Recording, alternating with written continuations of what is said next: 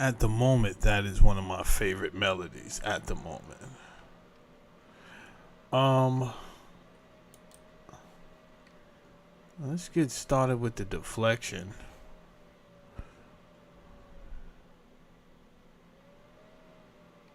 Yeah, they be tripping.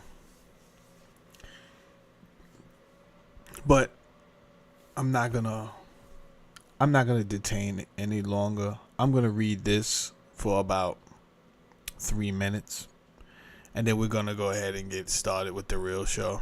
I'm not even gonna waste a lot of you guys' time, because at the end of the day, it's the meat and potatoes.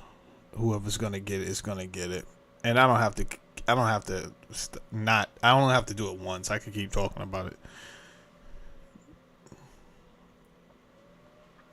Oh, get out of here. That's crazy. That's crazy. All right. What do we have here? It says how Supreme Court is already shaping 2026 midterms. All right. We'll start out light. Before a single ballot is cast in November, the Supreme Court may have already decided who gets to vote and whose vote counts. Well, this is kind of crazy if this is true.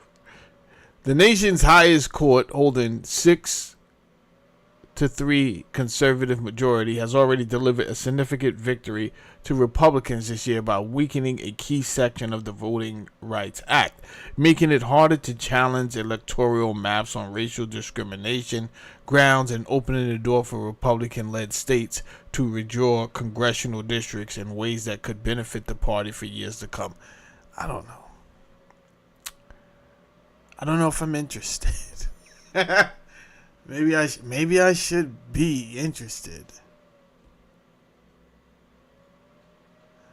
Maybe it's my lack of confidence in the voting system, period.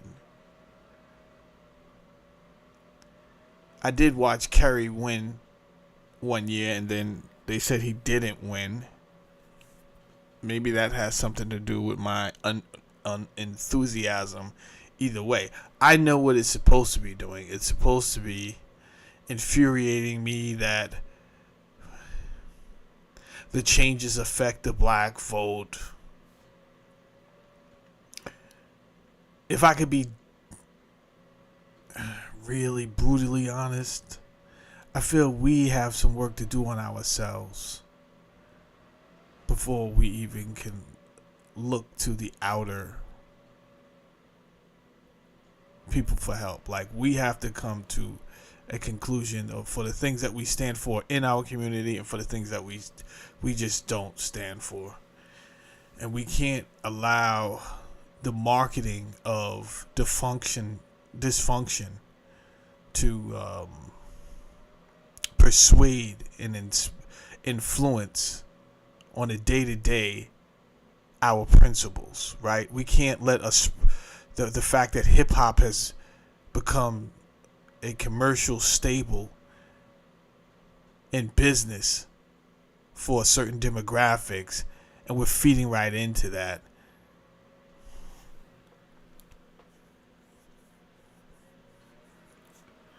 When hip hop really starts to when the marketers of hip hop, because there's different sides of hip hop, but those sides aren't marketed as often as the dysfunctional side, the toxic side. So I think we as people, period, and maybe we as black people, because I know the other demographics already, they're down to stop the stupid shit. So just taking a guess without looking at the mathematics, is a large portion of black people who participate in hip hop that are also part of the poverty-stricken demographics. Their way out is, I gotta keep pushing this poison shit, and then I can get out, change up myself. It's been done. You understand? Jay-Z right now is back in the headlines. He popped out with the Eazy-E afro.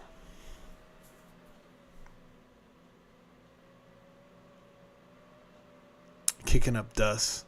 Good for him. I seen his family there. That was dope. At the Roots picnic concert. I seen Beanie Siegel on stage with him with Freeway. It was a good look, and I hope some things are mended, and I really hope if he goes on a tour, what a suck? What a suck is if he just did that and then he goes on tour and he doesn't bring the same people he brought out on stage in Philadelphia. These people need to eat. Let them rack up a few thousand, bro. Like, put it back together. I mean, you don't have to put the whole band back together, but if you're in a position to change people's lives, if things were talked about and bonds were, things were healed, I would like to see some of these people get money again, man.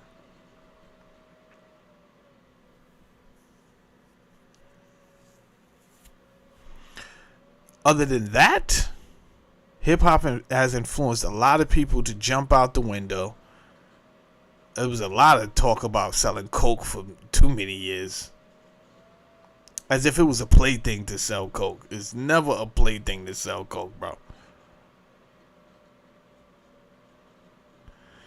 Mark says they need Christ. I don't know about that.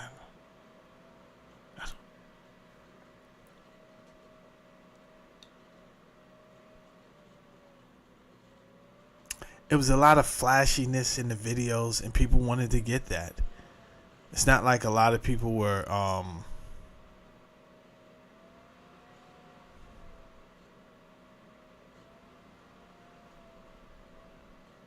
ready to take the Series 6 or 7.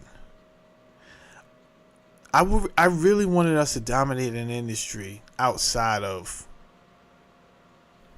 sports and entertainment. I really wanted the black man and black women to dominate, because I see other people dominate industries, right?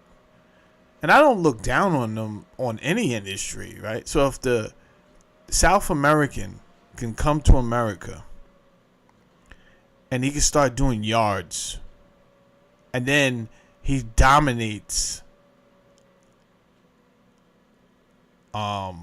what's it called? Landscaping. Good for him. He showed up with venereal disease and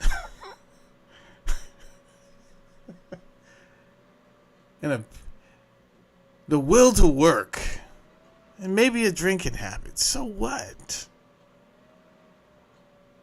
He bust his ass.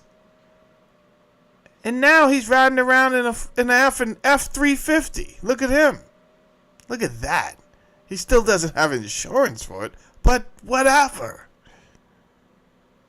He has a toe on the back, and he's providing jobs for other people.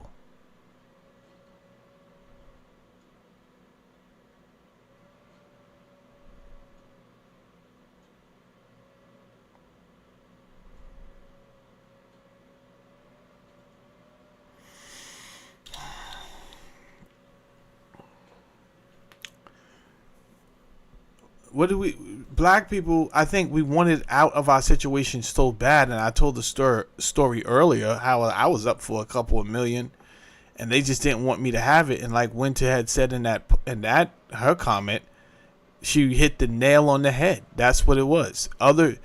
If they would have utilized my program, it would have been less money for the rest of them to do jack shit. They were doing the minimum and getting and slicing that 2 million up between a few of them. And that's a silent 2 million. So if you got fucking 5 people every year slicing up 2 million,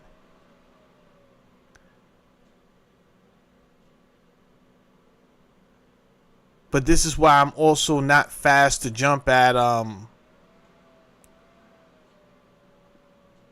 of this DEI stuff, and they're like, oh, they're gonna take our money away, black people. Okay, I would love to see what you did with the money. I've seen too many so-called community leaders dicking off the money. And yes, I know a lot of community leaders that would do the right thing, but I've seen too many get big money and dick it off. And it's just crazy. So I think before money even comes into play, if you ask me, it's about principles. Where do we stand as men and women of color? Of the things that we allow to be positively marketed, even mildly. How dare you act like it's a cool thing to peddle fucking drugs? If you're peddling drugs, keep it to yourself. Get your money, sucker. That's how I feel. What is you?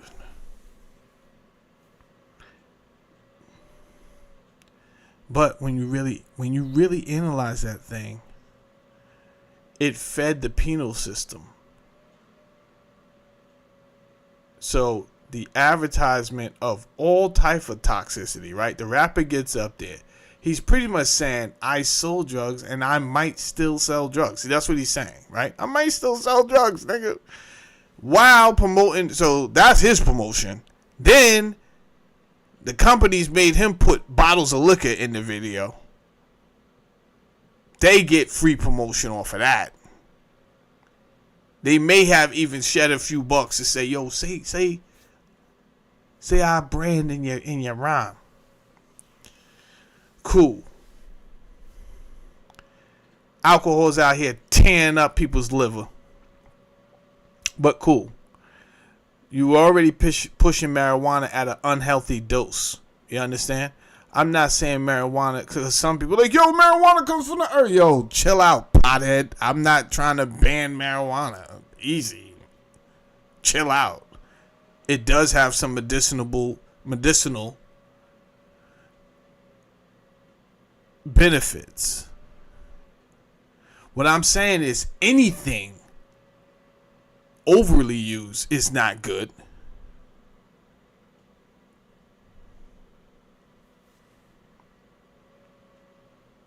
You could love some food. You eat too much of it, you're going to see the results really fast.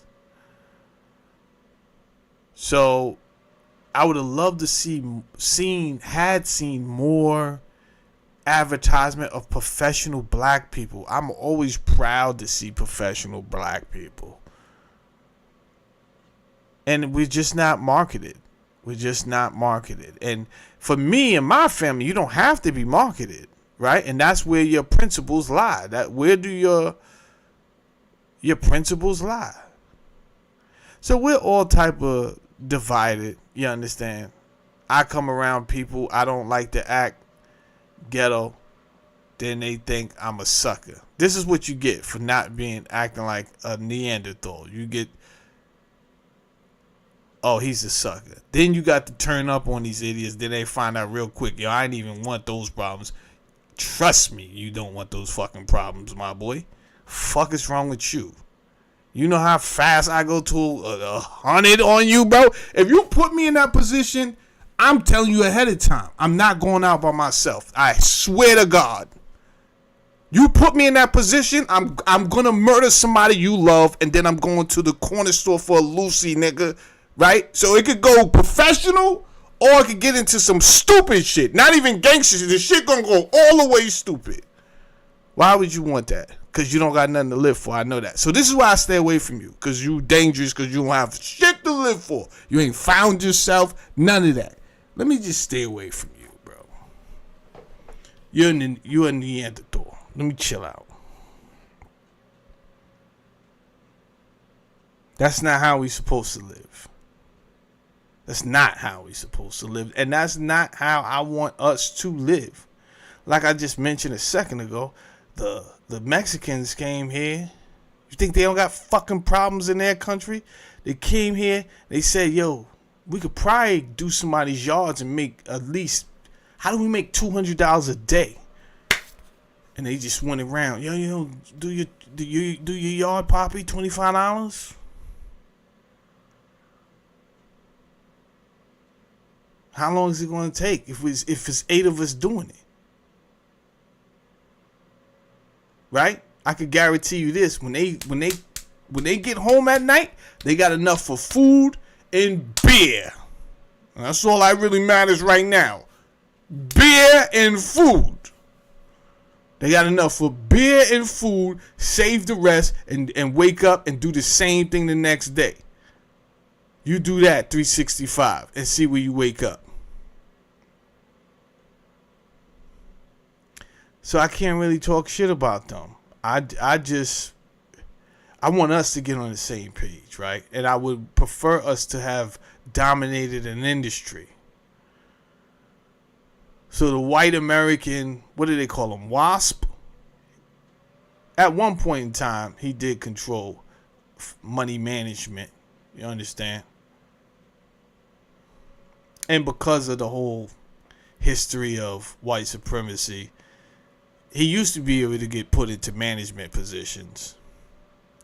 I don't think him not being in management positions has anything to do, him not being in management position anymore, has anything to do with just giving a black man a job. I don't think that.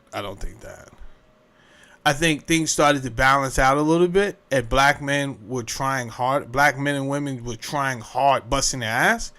And I think the white man kind of slacked up a little bit, taking it easy. Like, yo, this is the white man's world. I don't got shit to worry about. And in fact, he might have had something to worry about.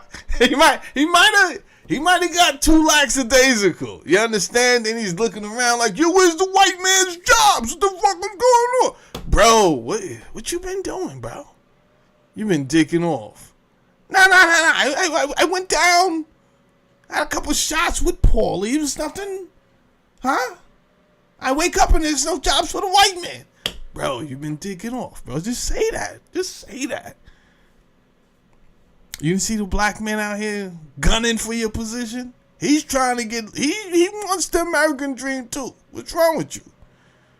You fell off, bro.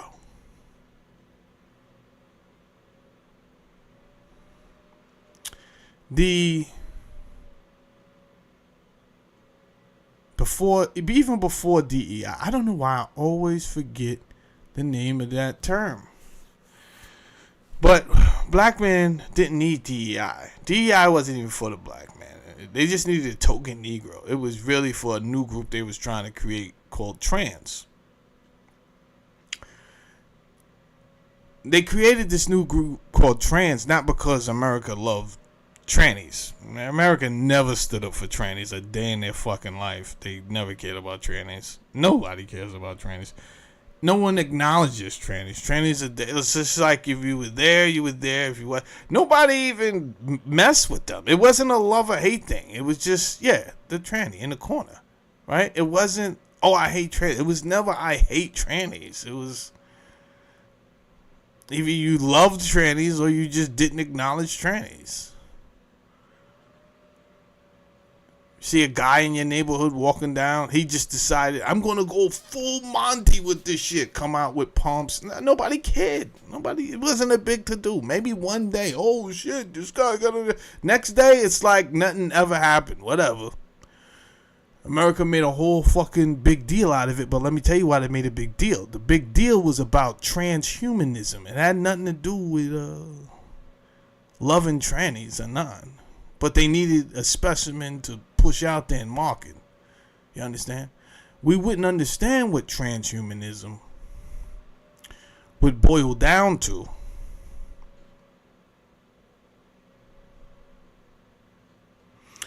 Let me see if I can read you this real quick. What page is it on? 35? Give me a second. And then I'm gonna get busy for you. Robotics. Internet of Things, artificial intelligence, nanotechnology. Boom. There we go. I want to read something for you.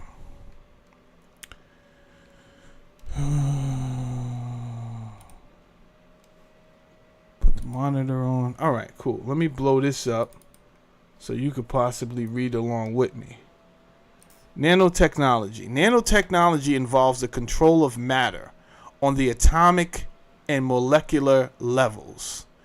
Now, we've been talking about science lately, so my audience should understand the atomic and the molecular levels a little bit stronger than they did last week. Numerous research projects are being undertaken in the fields of nanotechnology and material sciences, leading to several groundbreaking discoveries.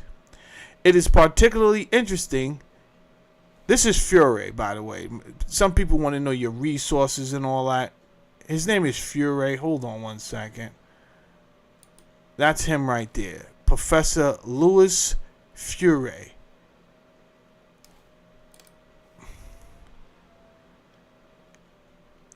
Independent non-executive director. Professor Fury's experience spans many years in aspects of science and technology. He is currently an adjunct professor in information science at the Graduate School of Business at University of Arkansas. Okay?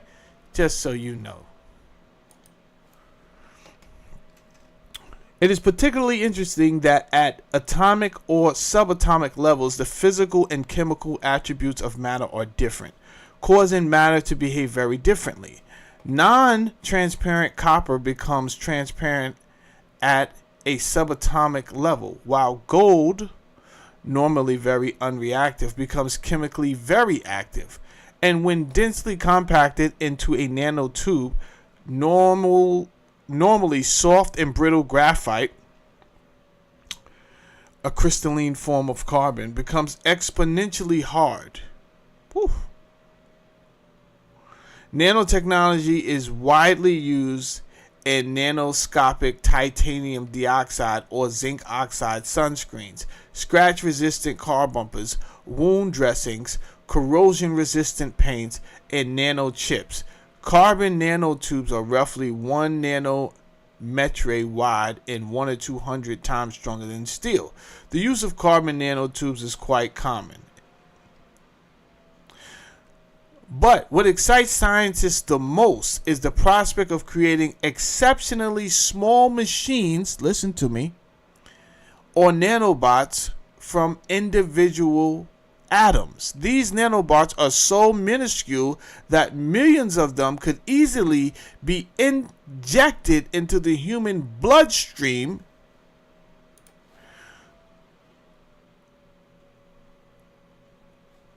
to check for infections or cancer. When infections or cancer are found, the nanobot could eliminate detrimental bacteria and toxins, and also destroy the malignant cancer cells and tumors.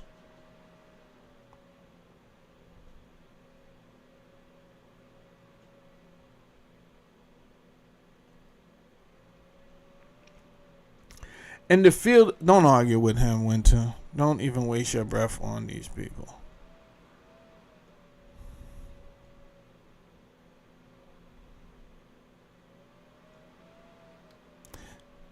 Syndicated leader. These people don't know what we do, so they're off. If they did, he wouldn't have said, "Never mind the old news." So he has no idea what I'm doing. There you go. If you know, you know. If you don't know, then you put yourself out there to be identified.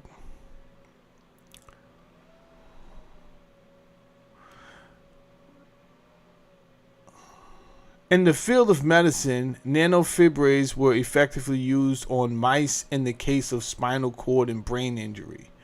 The nanofibers promote the growth of nerve cells, thus assist in the regeneration of the damaged spinal nerves. So, anyway, that's what we were going to be talking about today. And I wanted us to understand the industries that are embracing nanotechnology, but I also wanted us to understand the capabilities of nanotechnology. And the opportunity to make money, quite honestly. In 2016, there was a European Global Summit. And at that European Global Summit, two things were brought up: nanotechnology and the use of graphene in the health industry. As we read last night, I believe they said there's thousands of patents that universities, organizations, companies have put in to use graphene. So we have not even begun to feel the rush of products and uses that have come down the pipeline yet. It kind of feels like we are in suspension, where we're being fed the same information day after day. Yo, the war, Iran is firing on Israel. They've come to a peace agreement. Wait a minute. No, they haven't come to a peace agreement. It's just the same old nonsense every day. As I was getting ready for that episode, or this episode, what happened was strange. I clicked on this video right here of Professor Dave and Piers Morgan.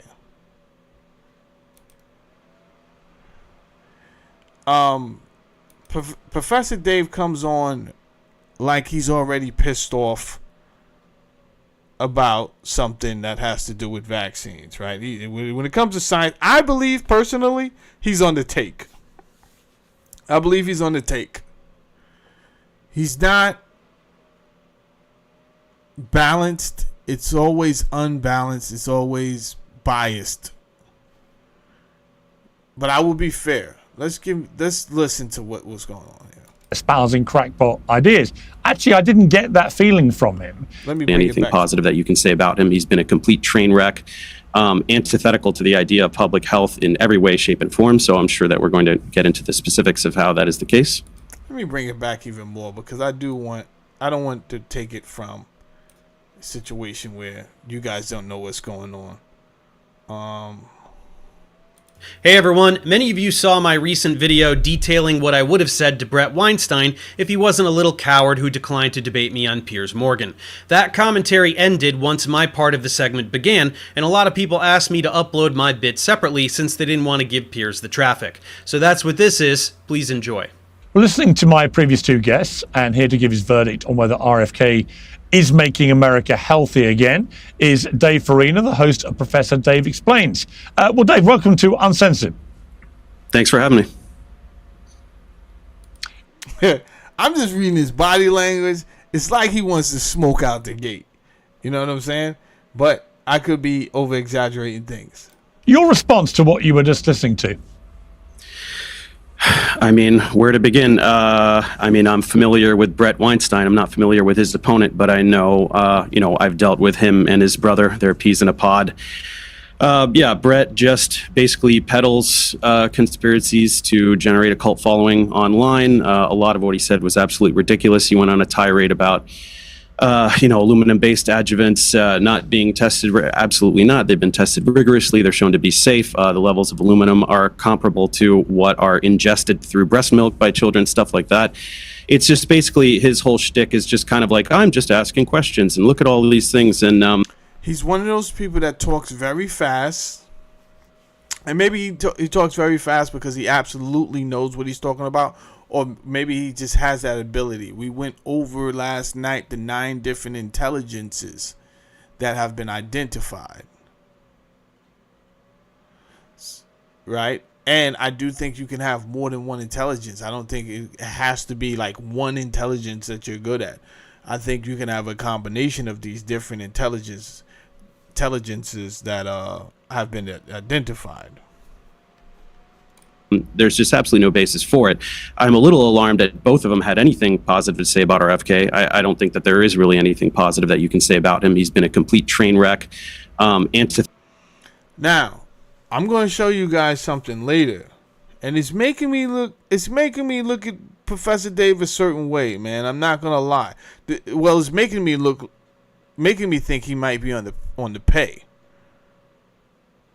by science, by somebody in science, right? By science is crazy because it's not one person in science, but there are several organizations that want to control the narrative of science, and there are several organizations that would benefit from having science as its backing. So as long as they are on the same, they have the same narrative, then the corporations can profit from that narrative. But they need very smart people to corroborate what they're saying.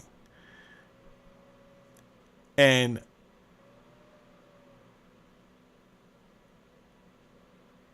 yeah, Winter. And my thing is this, cool. I don't mind learning from people in the science community. But when you bash somebody so hard that we don't get to hear what they say, and you're going to hear Piers say, yo, I had him on my show. He didn't sound like a crackpot to me. I was reading his books. It didn't sound like he was a crackpot to me. I'm looking up the things that he's saying in the book, and they seem to be true. So how is he a crackpot? There's one particular guy, though, that I'm going to introduce you to today that they did this to. You don't know his name. Don't worry about it. But the whole world flipped on him so hard that you don't know his name. It's okay because I'll introduce you to him today. This is why my channel was taken the last time. As soon as I got like the 5,000 people, they just took the whole shit. Oh, no, you can't say that guy's name out here. Fuck that guy. Okay, well, I'm back with almost 9,000 subscribers, and I'm doing the same thing. Fungally. Screw you. Antithetical to the idea of public health in every way, shape, and form, so I'm sure that we're going to get into the specifics of how that is the case. Well, I've got to say, I've interviewed him a number of times, RFK Jr. I went into it thinking that everything I read would mean I would have a crackpot in front of me espousing crackpot ideas. Actually, I didn't get that feeling from him. And I've watched very carefully the way that he has performed so far. The measles crisis was interesting because he took a bit of time, but then came down and publicly endorsed the vaccination, which I think surprised people. It surprised me. And I had people on my show saying that he brought back measles. So how's that any different from misinformation and disinformation? He didn't bring back measles. What are you talking about? That's crazy. Oh, I hate that guy. He brought back measles. Shut up. There are several times that I've seen, and by seen, I've read the history of science skewing the information so that it looks dangerous for humanity, and then bring it in and say, like, look, I told you guys we can't do this because look, people will die. The information can be skewed both ways. And I think, well, I know I can't trust anybody that can't acknowledge that human beings can skew the information both ways. We need people that care about people and not people that care about being dogmatic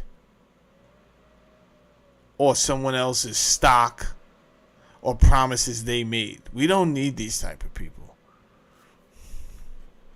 I completely agree with him that America needs to wean itself off over-processed food. I think he's right to try and get Americans fitter. America has shocking health rates, really, comparative to, say, Asian countries. The obesity rates are alarming. So there are lots of things where I find myself nodding to him. What is it about him that concerns you so much? Because obviously you don't agree with what I just said, but what concerns you so much? So you just asked 3 separate questions, so I'll answer each of them. Number 1, he absolutely is a crackpot. He has pushed miasma theory, terrain theory, pushed ivermectin, hydroxychloroquine. He promotes... These are your issues. Hydroxychloroquine worked in certain nations.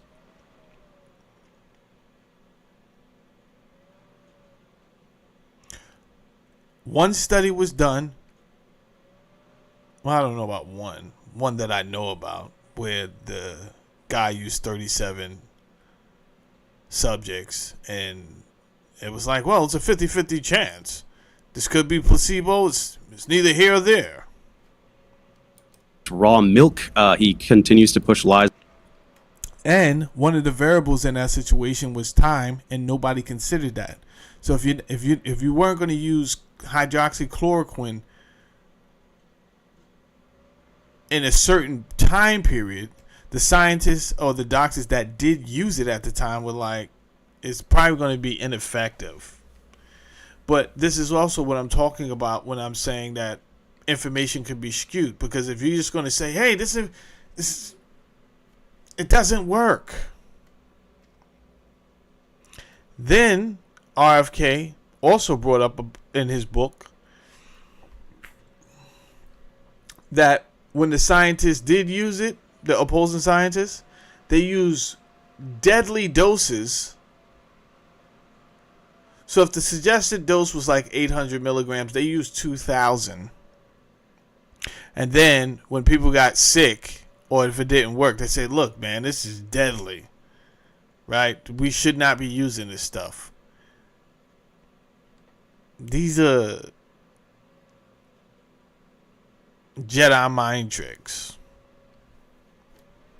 About vaccines causing autism, just all manner of blatant pseudoscience, and he's leveraging... He said blatant pseudoscience. That's a dangerous word.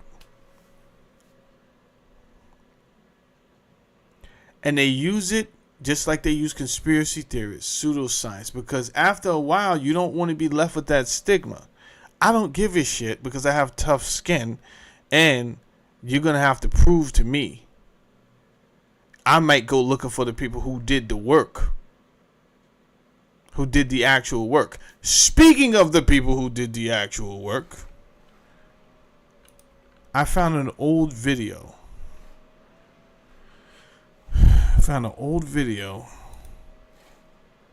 that I did.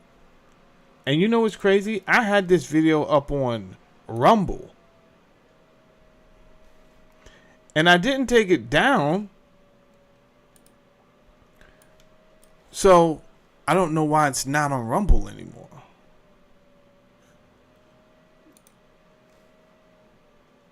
Did they get to the people on Rumble? I don't know. But here's the famous video that got me taken off YouTube the first time. Peace and blessings, peace and blessings. I am Jamel Saladin, part of the 050 movement.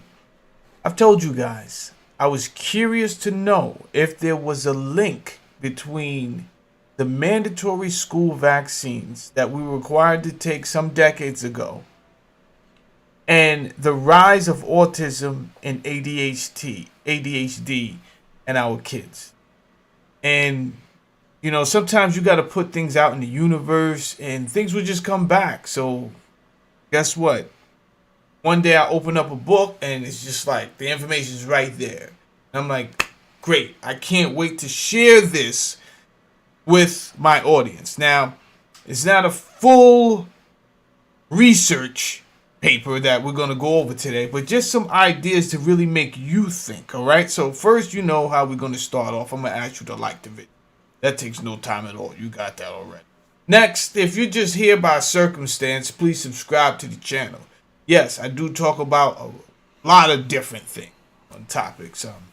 Not your usual YouTuber. I am conscious, but things can go either way because there's a yin and there's a yang. So you're going to have a negative side of you, you're going to have a positive side, but that's life, right? That's just universal science right there. I'm not telling you guys nothing you don't know. So as soon as we come back from the opening, we're going to get into kind of like just some brainstorming between us and seeing if we could connect, or if I'm bugging out. I could be bugging. I want y'all to say, yo, Saladin, you kind of reaching right now. None of those things have anything to do with each other. As soon as we come back. And this is the raw video, so we're not coming back from any opening. However, the offer still stands. I'm down for people to bring data and say, hey, boom, boom, boom, boom. Not ad hominem attacks. I'm just not going to listen to you if it's ad hominem. And I'm going to figure that because you are using that strategy, then you're probably wrong already. Alright, great. Here we go. Yeah, I know the chair be making all type of noise, man. I hate it. Dig it. Let's just start right here because this don't even got to be no long video, alright? The first place I'm going to start is the fact that America and other countries too, and I told you this in the rest of my videos, we have invested millions and billions into research and development. That's the proper term for it. All right, it's called research and development. And one of the well-known research and development think tanks, because that's what a think tank is, right? Your think tank, you're going to bring together your brightest minds and you're going to have topics as far as, you know, just education and welfare reform and just different topics altogether. Farming, economics, all across the board that may affect people globally and domestically, all across the board. And in 1946, the RAND Corp, which stands for, the R stands for research, and everything else is and development. So research and development, RAND Corp, it was started by Henry Arnold. He just gathered a few scientists together. You know, he had this idea, yo, we need to have the best minds to be thinking for the now and the future. Not just the now, but and the future. All right? And he got those scientists together. He got up $10 million, and there you go. He started the RAND Corp. All right? And one of the first things that they were kind of looking at was a satellite that would orbit, you know, the Earth. But at that time, the president really wasn't even buying into his ambition. But just because the president at that time, who I think was Truman, did not buy into his ambition, it did not mean he was about to stop there. And he didn't. And the military was very interested in this Rand's ambition and motivation and their ideas, period. And the military was one of their first contractors to, really give them some play. And from there, they became very well known for their think tanks. Even so that the Soviet Union, and then, at this time there's something called the Cold War. And I know a lot of people heard about the Cold War. And all the Cold War is just the fact that Russia and America were fighting to be the best in the world. That's the Cold War at the end of it. You know what I'm saying? So now you understand the Cold War. And they would go back tit for tat, trying to get to space first, trying to do this first. A lot of nonsense, all right? So I will say that Russia, they in one of their newspapers, they nicknamed Rand the Academy of Science in Death and Destruction. Okay, this is in the 1960s. Death and Destruction. America's outfits preferred to call them the Wizards of Armageddon. So I think people from the 1960s already had an idea. Remember, the company itself was only formed in 1946. By the 1960s, people had an idea of the capabilities of this specific research company, this research and development, especially with the funding from the United States. All right. So they did, just as you may have known or thought, they didn't just stay with concentrations on space. They expanded their research to education, to welfare reform, and to the criminal justice system. All right. Now, this gentleman here, Robert McNamara, okay? He has been associated with the Bilderberg Group. This is not a video about the Bilderberg Group, so you might want to go check them out if you can. But I will do one on them. I don't mind doing the, that's a small group that gets together. They were started some decades ago, and they were kind of like the global summit where they get together and they talk about how to sustain and the things they have to do for the future. No, and when I say sustaining the things they have to do, this could mean anything. If it's depopulating the earth, then it's depopulating the earth. Trilateral Commission, Council of Foreign Relations. These are all the groups that he's associated with. He was the former president of the World Bank. Okay, the former Secretary of State. He was been known to order the massive bomb attacks on Vietnam. And he was a member of the Immunization Expansion Program, as well as he did take he's hired some of the kids from the Rand Corp, and he hired them into the Pentagon, okay? He called them the Whiz Kids. So he took kids from the Rand Corp that we just spoke about, and he hired these people into the Pentagon to kind of steer the people in the Pentagon in the direction that he felt that he wanted to go. And just to give you one of his quotes, he's quoted for saying, "One must take draconian measures of demographic reduction against the will of the populations." Hello. "Reducing the birth rate has proved to be impossible or insufficient. One must therefore increase the mortality rate." Hello. "By natural means, famine and sickness." No, I didn't say that. That's a quote from him. This is a quote from a guy who was the former Secretary of State. If you go down his bio, it's not like this guy was a slouch at all. By the way, I forgot what his daughter does, but she's in government somewhere. I've seen her name around, and I was like, oh, I know that name. And then it turned out to be his daughter. So his genes live on. I'm pretty sure she's very proud of her father. and therefore whoever trained him, whoever he trained, which is God knows how many people. All I'm saying is his influence more than likely still goes on, right? I've never met him.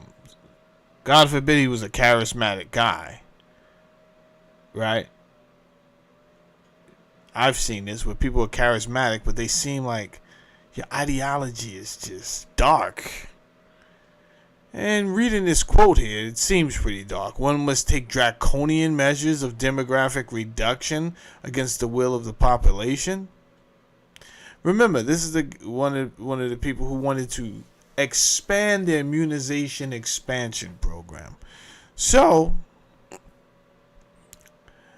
obviously, I'm expecting anyone to attack me and say, "Oh, you're an anti-vaxxer."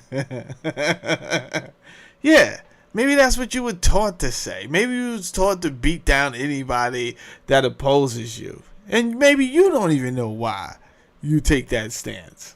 Anyway, let's keep going. All right. I promise you this video wasn't going to be long because YouTube says you guys like short videos. Pushing on 8 minutes, so let's keep it going. Now, I want you guys to be fully aware of how the world really works. You know, some people are naive. They don't want to consider the fact that relationships, man. Again, we hear these big names like any big name, Donald Trump, Bill Gates, and we hear the household names, and some of the people that are really running the earth and making decisions on your behalf, you never even know their name. Again, I told you in one video, you know your mayor's name, you may know your governor's name. You have no idea who your congressmen are, your senators are. And then you know the president, right? But then some of these other business people and these senators are making decisions on your behalf. They're building relationships that affect you. Now, this guy, Donald Rumsfeld, he was a piece of work, right?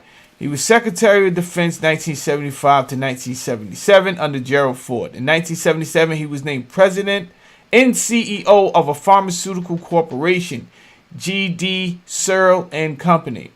By the way, that company was sold to Monsanto, and then Monsanto made a deal with Pfizer that they, I don't know, it's a funny type of merger or acquisition, but at the end of the day, I believe Monsanto owns Pfizer. Let's just stop right there. Mergers and acquisitions. People want to know why I'm a skeptic and I don't take things at face value, because when you say I'm a skeptic, all I'm really saying is just because you said it doesn't make it true, number one, and I need a little bit more time to look into this thing because I am a researcher and I know how dark it can get behind the scenes. And I will explain what I mean by behind the scenes in a few seconds when I turn back on this video. I just didn't want you to forget. Robert McNamara went intelligence hunting in Iran Corporation, grabbed some kids, cherry picked out the ones he thought was the brightest, and then he brought them over to the Pentagon.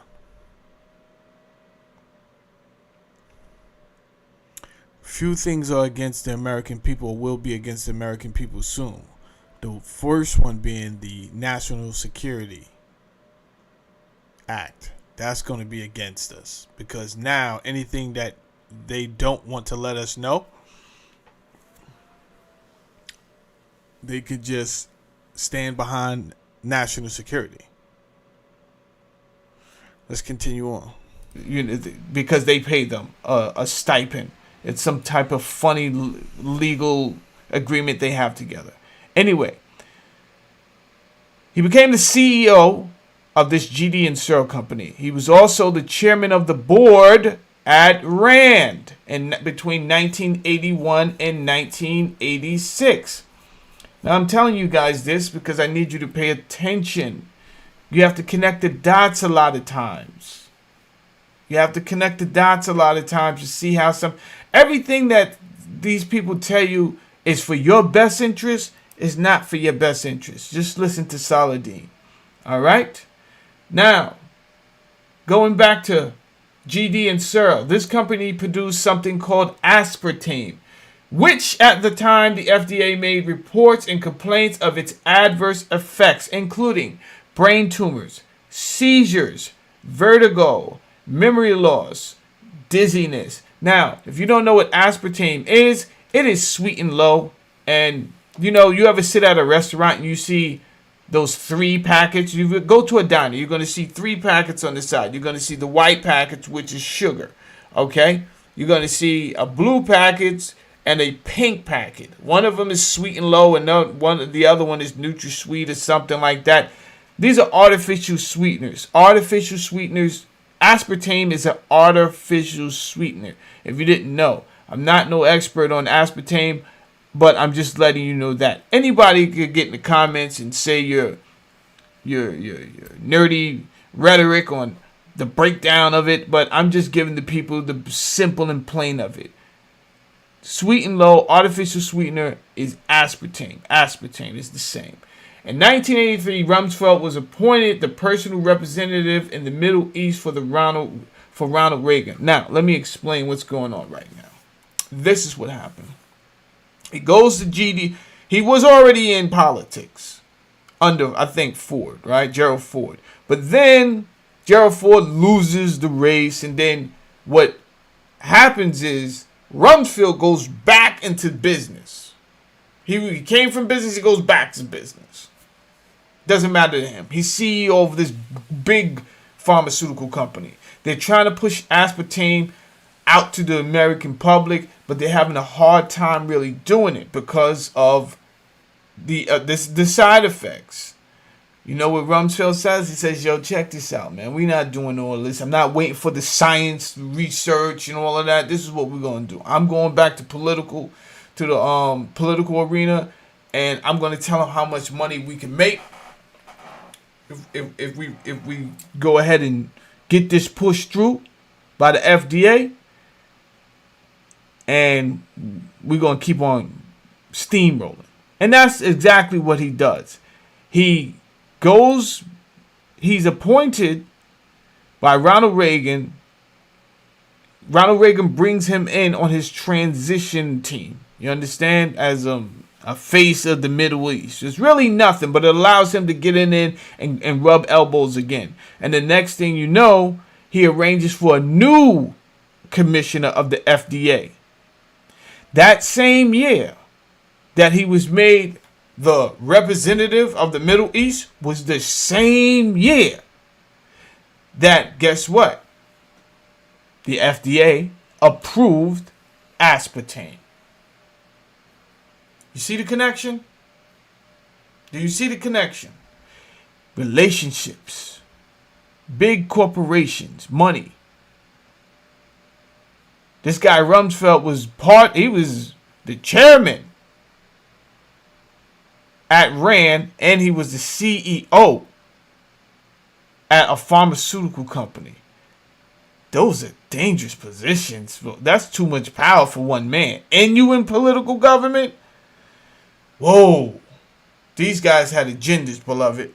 These guys had agendas. We was rocked to sleep the whole time. We've been rocked to sleep the whole time. Now,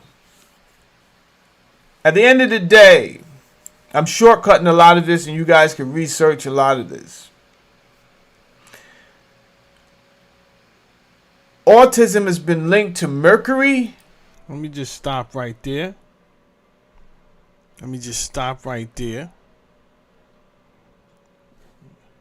And I had looked this up. Stop right there. And I had looked this up before I got on. Right here. Let me see. All right, let me just read you what I looked up. Because after I heard myself say that, I said, well, let me look it up. This way, if it's not the case, if Google says it's not the case, then I will correct myself on the video. Has autism ever been linked to mercury or Thermosol? This is what I asked Gemini AI. Gemini AI says this is for information purposes only. For medical advice or diagnosis, consult a professional. It then tells me, yes, the idea linking autism to mercury or Thermosol has been thoroughly investigated by the scientific and medical communities. Here is a compact breakdown of the history, the science, and where things stand today. The origin of the link. The claim in the late 1990s and early 2000s, concerns were raised that Thermosol and a organomercury compound used since the 1930s as a preservative in multi-dose vaccine vials to prevent bacterial and fungal contamination might be linked to neurodevelopmental disorders like autism. The driver. The concern was largely fueled by a now debunked paper by Andrew Wakefield. And this is the guy that I'm going to introduce you to today. Like I said, they attacked him so bad, I don't know if Andrew knows if he's coming or going, right? Stripped him of his license, everything, because he pointed some things out. And at the time, I can't find the same information that I had on him before when I originally looked this stuff up. There's a paper out, but that's not the paper that I seen data sets when I first looked, so I can't find that information. Anyway, I got something else for you. Don't worry about it. We'll continue on. But that's the guy's name, Andrew Wakefield, which shouldn't be too hard for Uncle Andy to remember, which actually focused on the MMR vaccine through the MMR vaccine never contained Thermosol. Though the MMR vaccine never contained Thermosol, in general public anxiety regarding mercury toxicity. No link found. Extensive large-scale global studies conducted over the last 2 decades by major health organizations, including the World Health Organization. Okay. So, I can tell you right now, the 3 fucking main organizations I don't trust, and most of you guys probably don't trust, right? Why should I trust the WHO, the CDC? I read on the CDC about the adverse effects of the vaccine, not the effects of COVID-19. I read on the CDC because I was contemplating on taking it because things had got so bad financially. I'm like, well, if I'm going to kill myself, I'm going to kill myself for my family. And then a pharmaceutical company reached out to me and they wanted to pay me 6 figures. I wasn't even working at the time. So naturally, I have to bring that information back to my partner.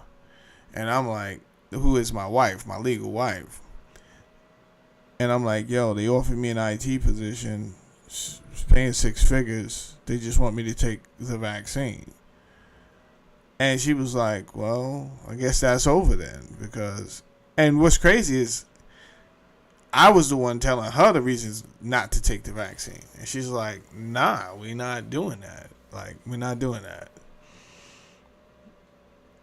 So, in looking up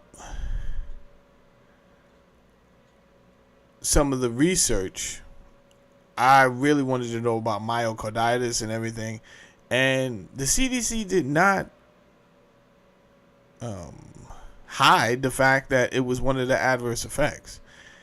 I read all of that. And then at the end of all of what they said about the adverse effects, they said, however. Whenever somebody says, however, it's crazy. It was like, however, we still suggest that you take it. I was like, damn, that's cold-blooded, bro. That's cold-blooded. You still suggest after you just said all of this shit? So, no, I don't trust the goddamn WHO. The CDC is out, and the FDA been untrustworthy for obvious reasons. Purdue, Satchel family. Hello. Because people can be compromised. That's just when you're dealing with human beings, you can be compromised. So because these three organizations, most science members of the science community that are dogmatic, they're like, yo, how are you a scientist? Why are you going? You think you know better than the WHO? Bro, the fucking WHO is donated over 50% of the funds come from Bill Gates. Why does he have to be in a position that knows more than me? Why do I have to deem him more intelligent than myself? Why? I don't trust him either as an individual. It says these three organizations have consistently found no scientific evidence linking Thermosol containing vaccines to autism. Great. I would love to believe you. However, remember the one guy who worked for the FDA and he kept on denying the Satchel family for Oxycontin for the license? And then one day they was just approved, and then he ended up working for that goddamn company. And when he approved them, he said, yo, it's not addictive. And it turned out to be highly addictive, and millions of people died. Do you remember that? I don't know why I should believe you, if we're being honest. Does my daughter not have her key? Oh, I don't think she has her key. Alright, you guys. You gotta wait for me to go downstairs. Hold on. She doesn't have her key.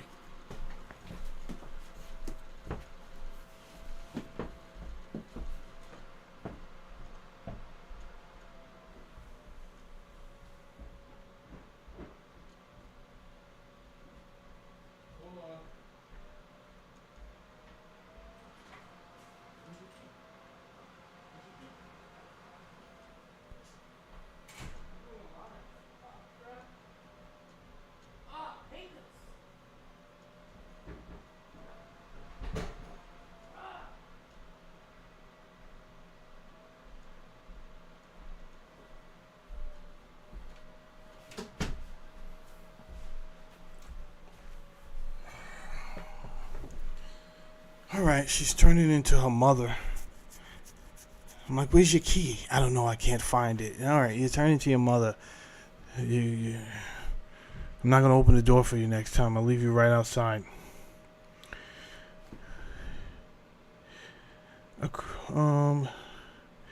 This says ethyl mercury versus methyl mercury. A crucial piece of biochemistry explains why methyl mercury, this is the type of mercury found in certain fish, and it stays in the body for a long time, can accumulate to toxic levels, and can damage the nervous system. Ethyl mercury, this is the type of mercury found in Thermosol.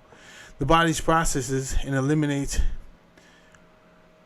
the ethyl mercury much faster than methyl mercury, meaning it does not build up to toxic levels.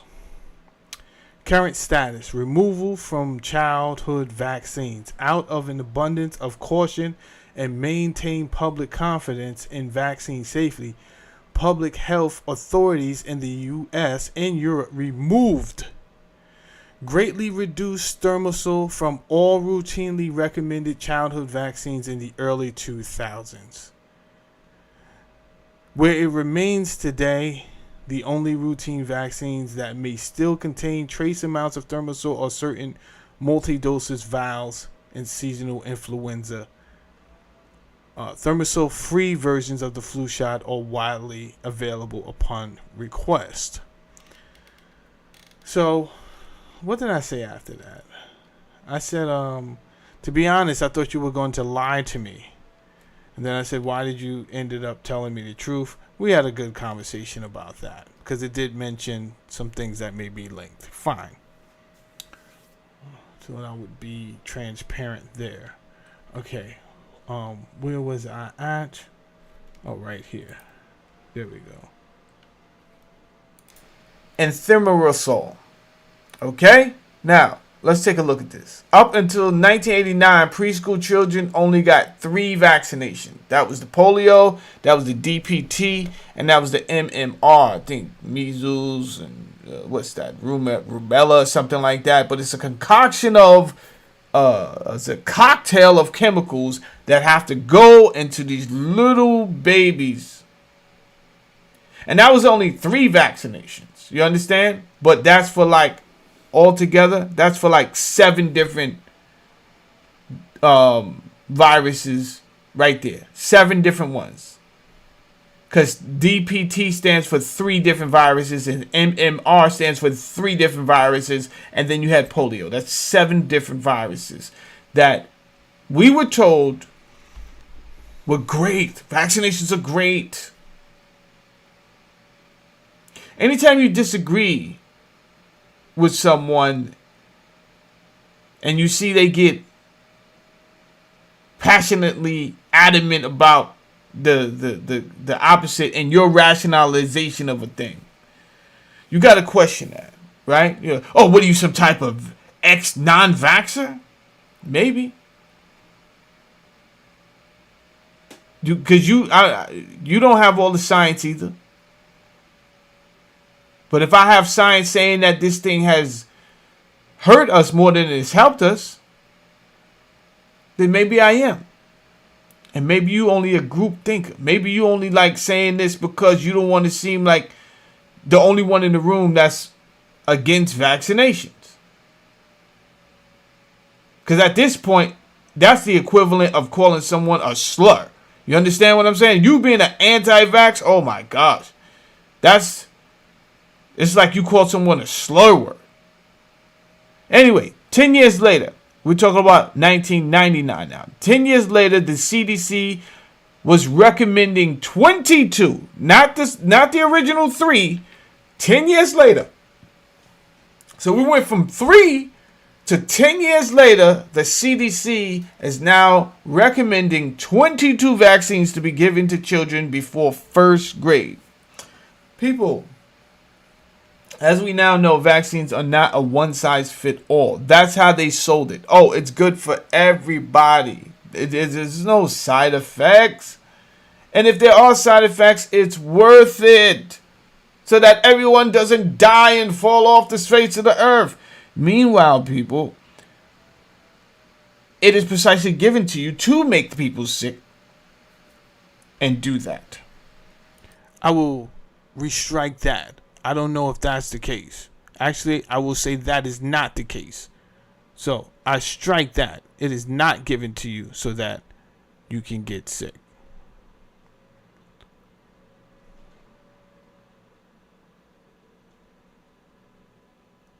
I won't even say allegedly. I'll just say that was wrong to say. Yeah, that's the safest thing. Let's just say that was inaccurate and wrong of me to say. Robert McNamara already gave us a clear indication of that right there. Anyway, autism rates soared between 1989 to 2003. Soared. I had a feeling. I knew it. Had a feeling.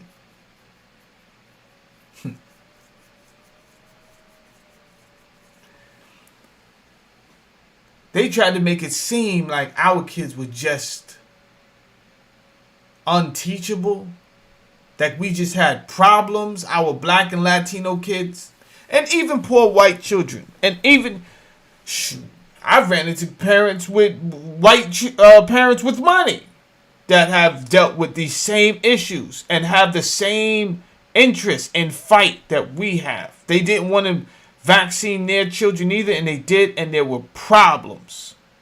I've spoken to these parents. And a lot of the issues came from the fact that there was mercury in a lot of these vaccines. Allegedly. I don't know that. There was mercury in a lot of these vaccines.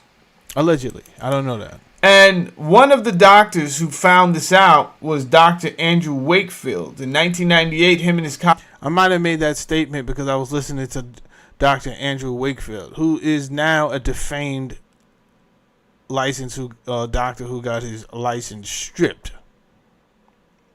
Colleagues, they linked the MMR vaccinations to autism, bowel problems, and ADHD.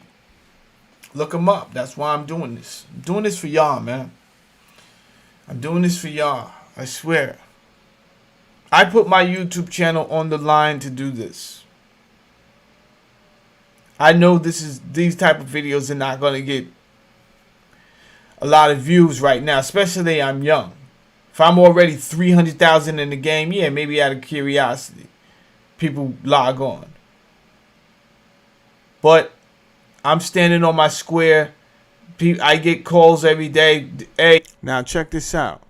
It just happens that Dr. Andrew Wakefield did a movie. Because I don't know how much I go in this video and tell you about him, but from what I read, he was attacked and he wasn't represented fairly. He wasn't represented fairly, and I believe at the time and now that there was more companies against him that had more money that could buy more influence than he could ever. You can't fight that type of machine. Quite frankly, I don't know how he stayed alive, but he stayed alive long enough to do a movie. I have the movie, so I'll show it to you today. Yeah, I'll show you the movie. Why not? So that he can get a fair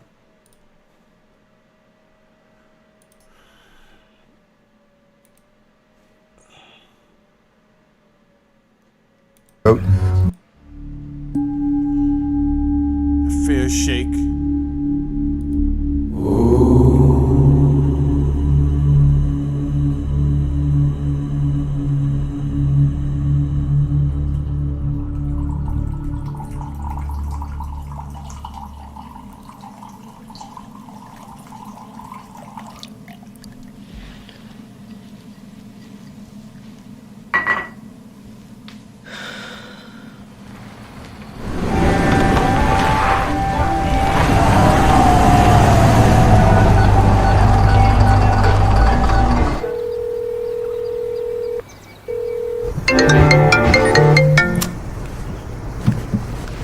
We're gonna have a baby.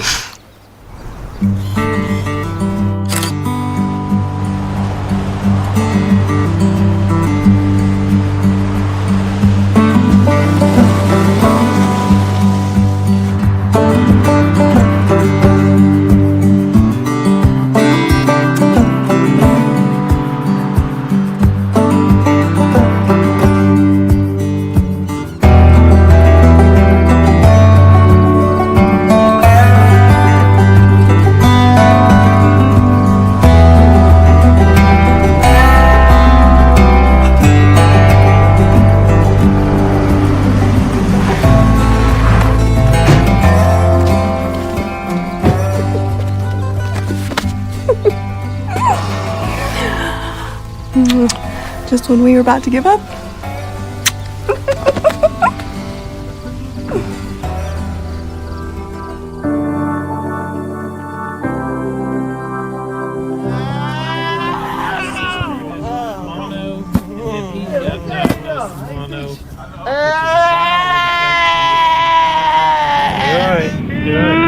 We're gonna go see the doctor.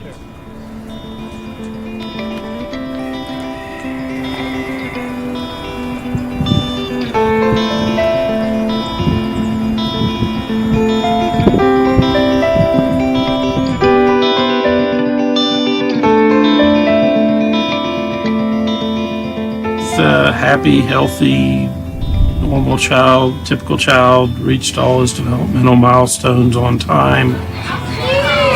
Right before his first birthday, he was walking, he was talking, eye contact, interaction, all that good stuff. He did have symptoms consistent with a severe adverse reaction at 6 months to the DTP, and it's in the medical records. Parents voiced questions, concerns regarding shaking episodes, entire body trembles. After he had those reactions at 6 months, he should not have been vaccinated again.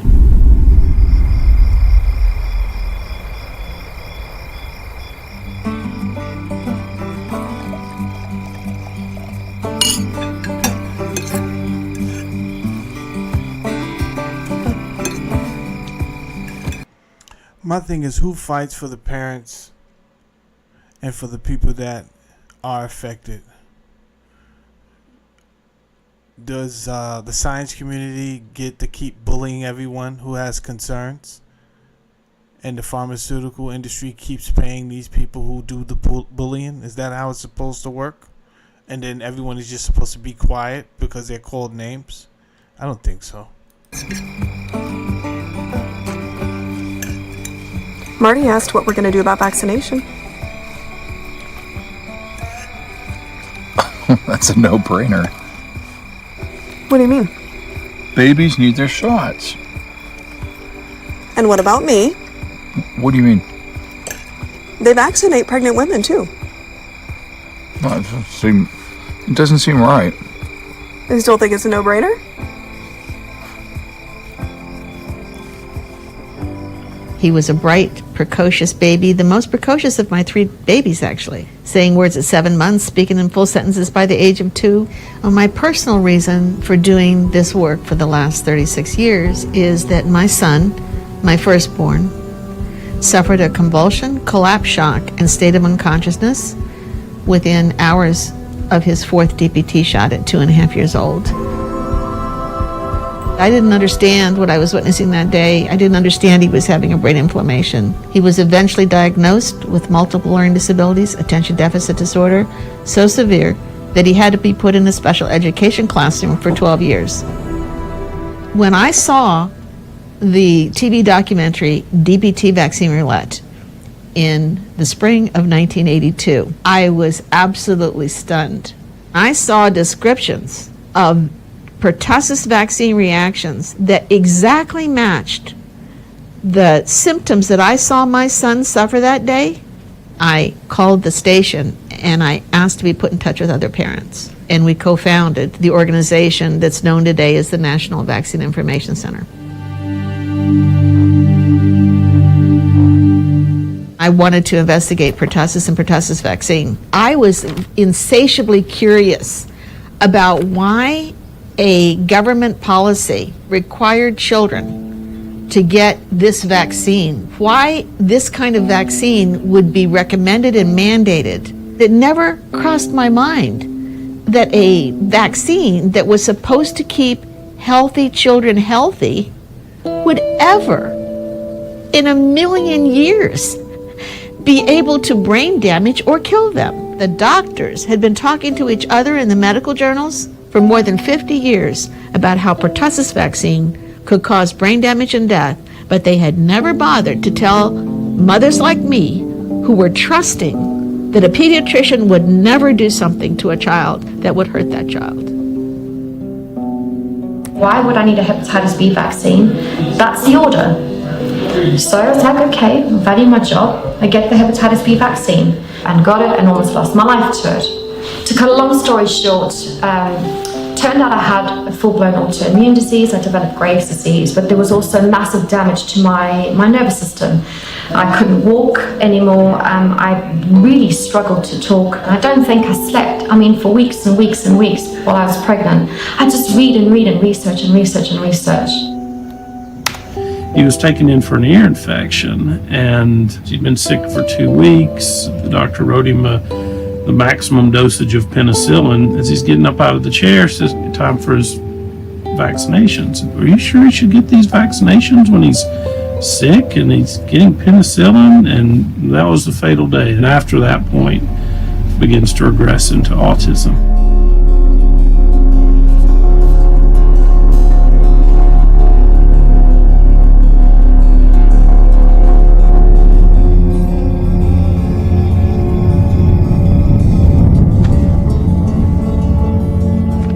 That was the fatal day. It never crossed my mind.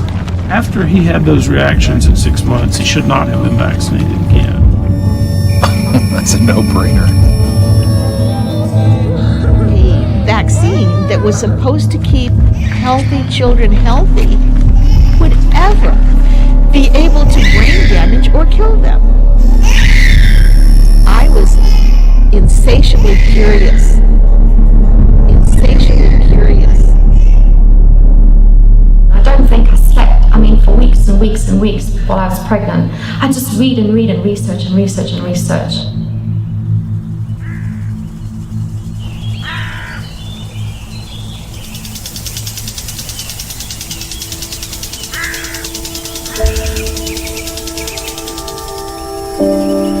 No, babe, I don't believe it. You are getting yourself all worked up over nothing. Okay, what about polio, for God's sake? Legitimately question vaccine safety. In 2002, when my son was first diagnosed with autism, and I first heard the theory that vaccines cause autism, I didn't believe it. I had a lot to learn.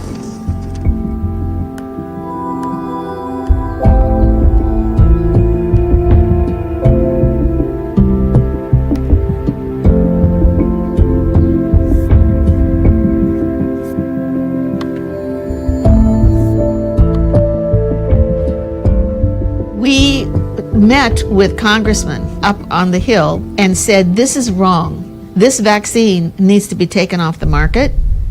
There needs to be a safer version of this vaccine. Why are these vaccines being mandated? I don't know. I think it's a reasonable question. What about, Polio. yeah. You asked me about polio. You got to go back a long way to answer that one. 1955 to this guy.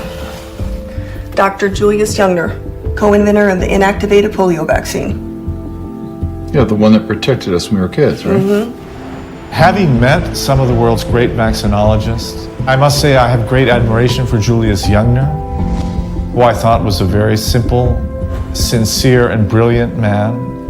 Youngner had developed 3 important technologies for assuring the safety of the inactivated polio vaccine.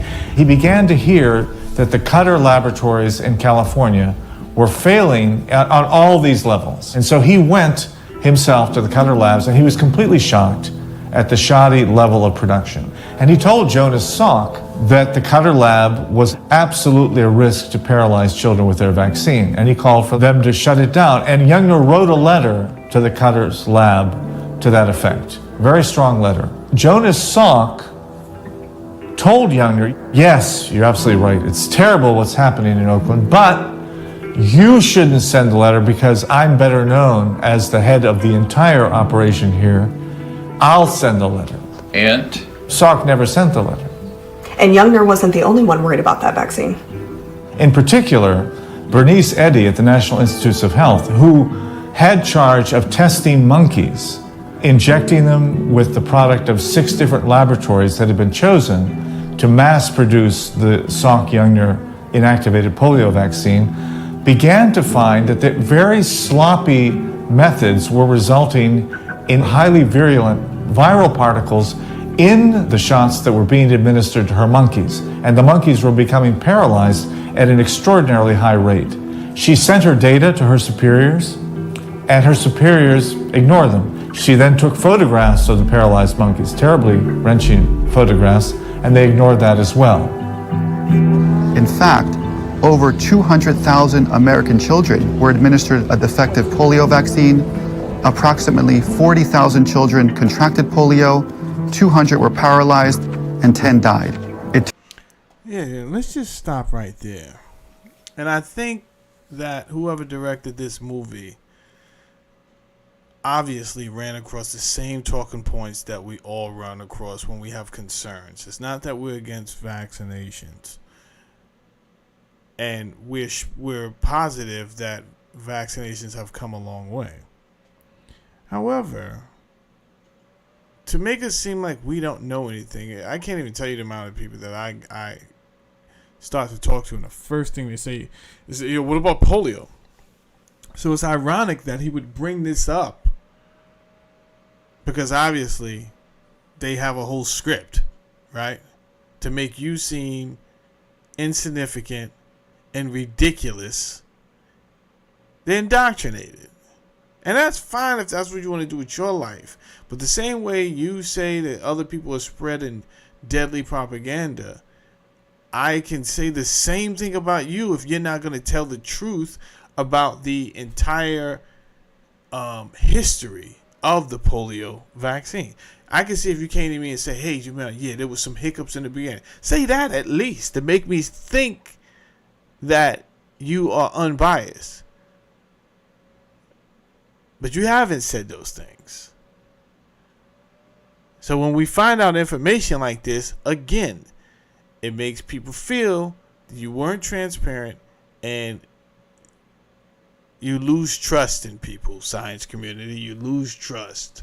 Stop being so dogmatic as if there's not a time period or trial period that you have to work out your theories. This is the point of the definition of science. You have to observe, experiment, and test your theory.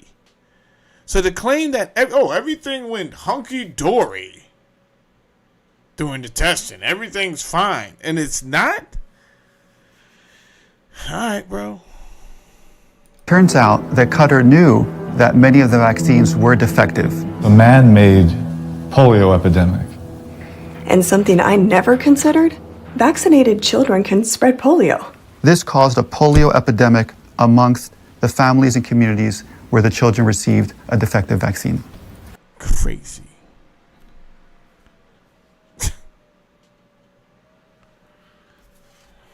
They don't tell you that part, do they?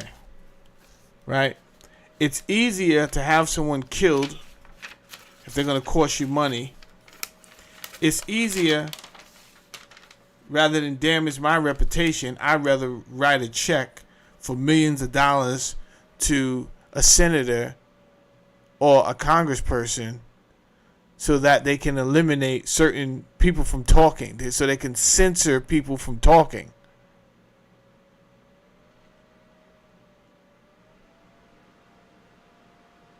Then face the embarrassment, and because what? I have shareholders' money on the table now, right? Or I'm at risk of losing my grant research, or my research grant, actually, my research grant. Of those who came in contact with vaccinated children, 113 were paralyzed and 5 died. It came as a stunning reversal of public perception. Here's the good part. We can look everything up that they're saying right now. How about those apples? Of media support, and it caused a profound panic at the Centers for Disease Control at the National Institutes of Health.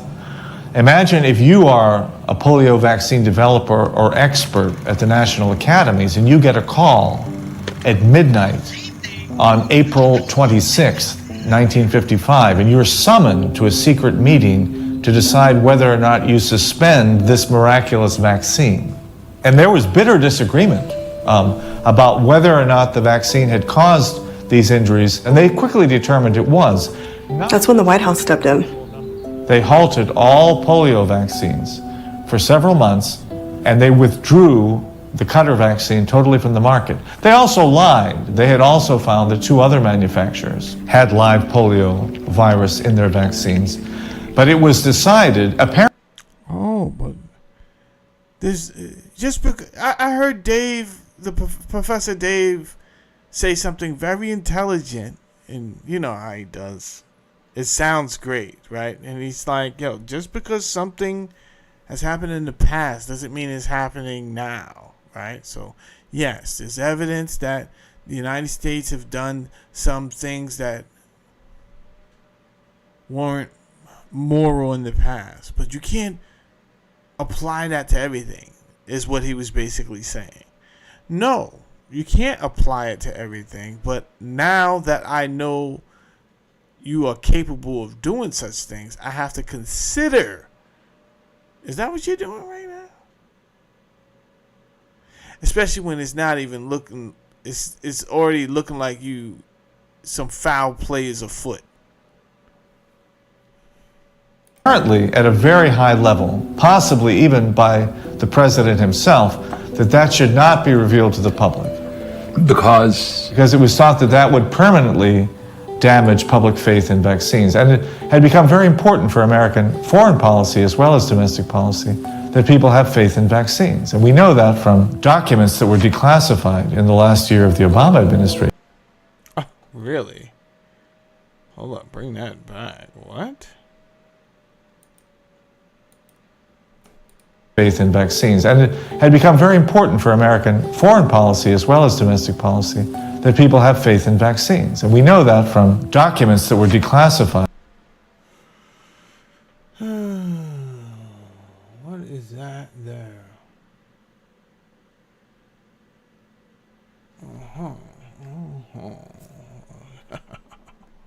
I'll be reading this.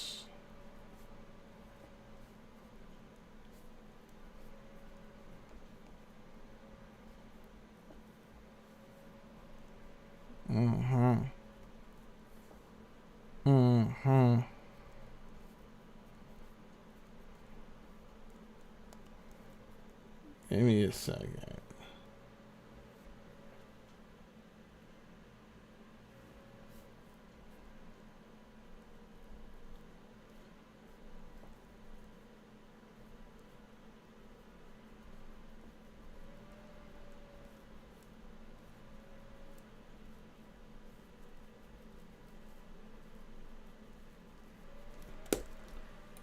In the last year of the Obama administration, showing that the Central Intelligence Agency had decided by 1954 that vaccine programs could be a way to enhance American influence throughout the world and also to keep up American technology.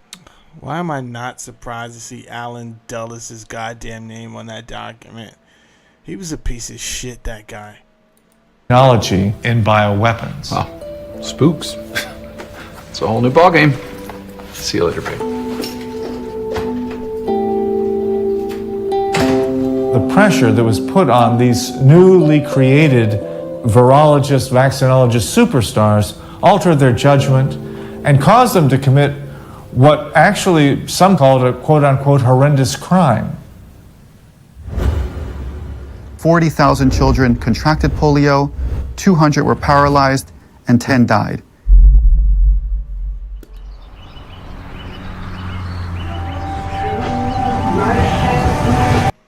Do me a favor. If you're enjoying the video, because people are coming in and out, the numbers are going up and down, hit the like button if you support transparency. We're not pushing for anti-vax over here. That's not what we're pushing. We're pushing for transparency on all sides. Meaning, don't only share when the vaccines are effective, but also share when they didn't work. Let the public know. And we understand why you don't, because there's lawsuits involved, this, that, and the third. If that's the case, maybe we should reconsider the whole approach.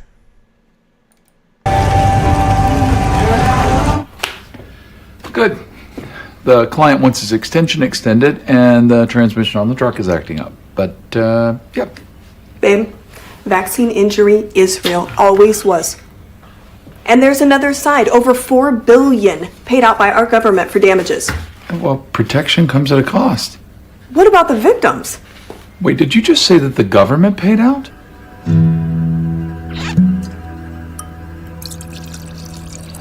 Qatar was a real turning point. It went before a jury, the Godstanker case.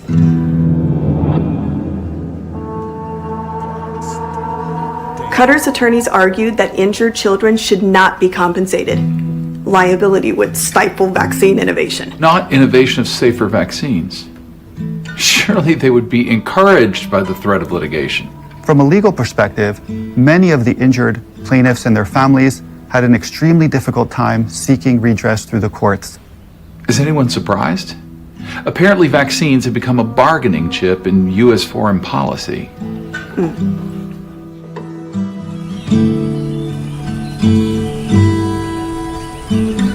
So by this time, there was also a competition between the United States the Soviet Union and its allies in being the world's most generous supplier of vaccines. This guy doesn't seem like a whack job. And the problems with the polio vaccine didn't end with Qatar. Check this. When Bernice Eddy made a second and even more fundamentally important discovery in the early 1960s, that all the polio vaccines were all contaminated with simian viruses. And that one of those viruses, called simian virus 40, was particularly dangerous and virulent, and very high percentage of the mice and other laboratory animals that she injected with this simian virus 40 rapidly developed tumors. This indicated to her that this was an extraordinarily dangerous cancer-causing virus. Between 1955 and 63, over 98 million Americans were administered polio vaccines widely contaminated with this cancer-causing virus. By the early 1960s, as the US government began to identify itself, not just at home, but abroad, with the eradication of all disease, there was even more pressure on government agencies to give good news about vaccines and about disease eradication programs. We were going to create the health utopia. A utopia that meant not troubling Joe Public with concerns about vaccine safety. It had become a national political priority to promote vaccines and to squelch bad news about vaccines. And that was everywhere, and it involved every vaccine.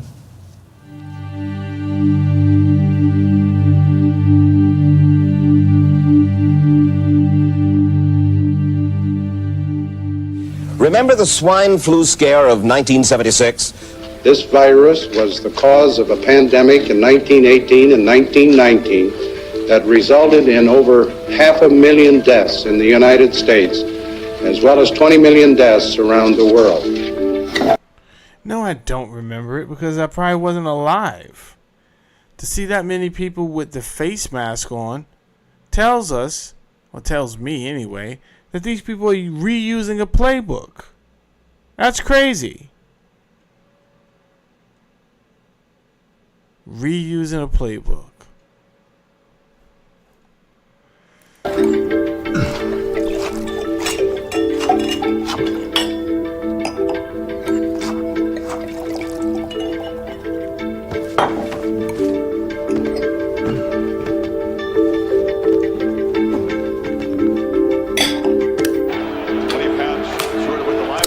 Hey. Real quick. January 1976, Fort Dix, New Jersey. Army Private David Lewis reports sick, ignored medical advice to rest, and ended up dying a few days later. Cultures from his throat swab grew an influenza virus that the CDC had down as some killer swine flu. Yeah, like that Spanish flu. Killed a bunch of people way back when. Hey, come on. The game is more important. Like I'm painting the nursery pink or polka dots or something? Okay. No. This is not halftime entertainment. We've got work to do. Told you.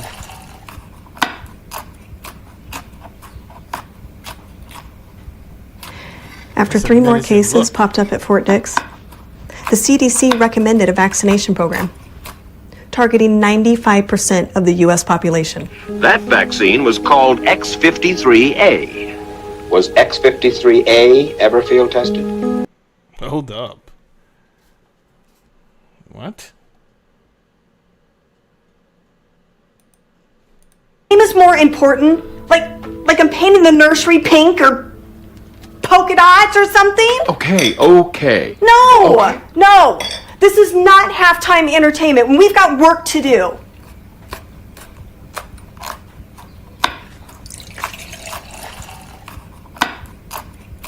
I don't think the director approved that look. That's the most menacing look. He looks like I'm gonna see him on Dateline.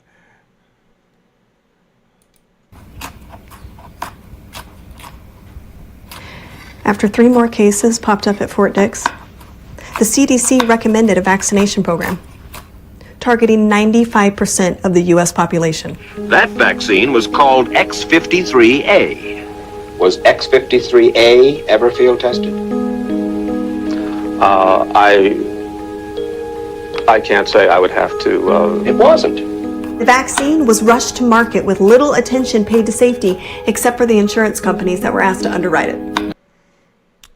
Damn, this is the same play, bro. The same damn play.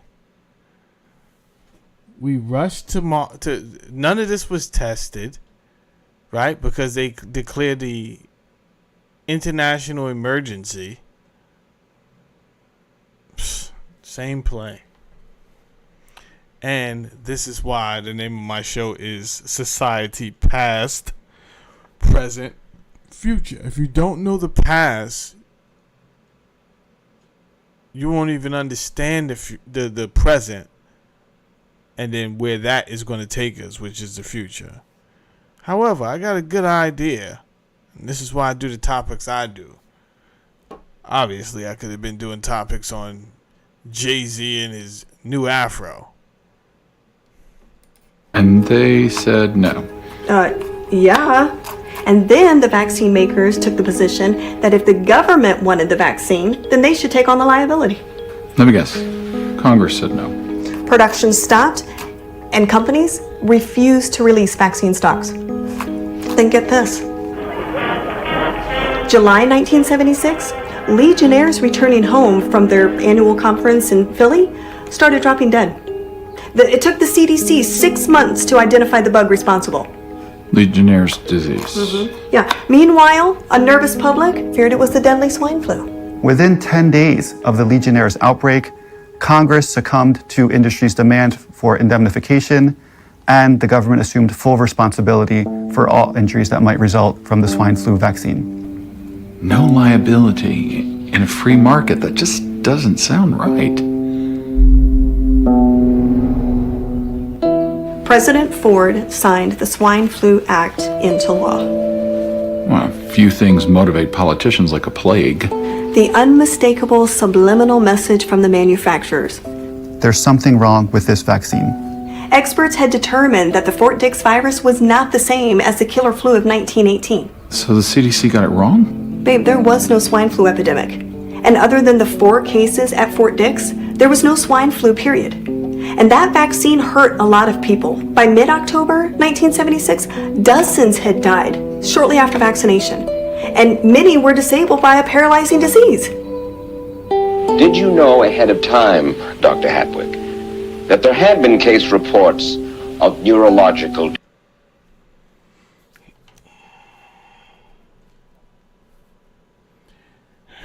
He looks diabolical. Look his punk ass up.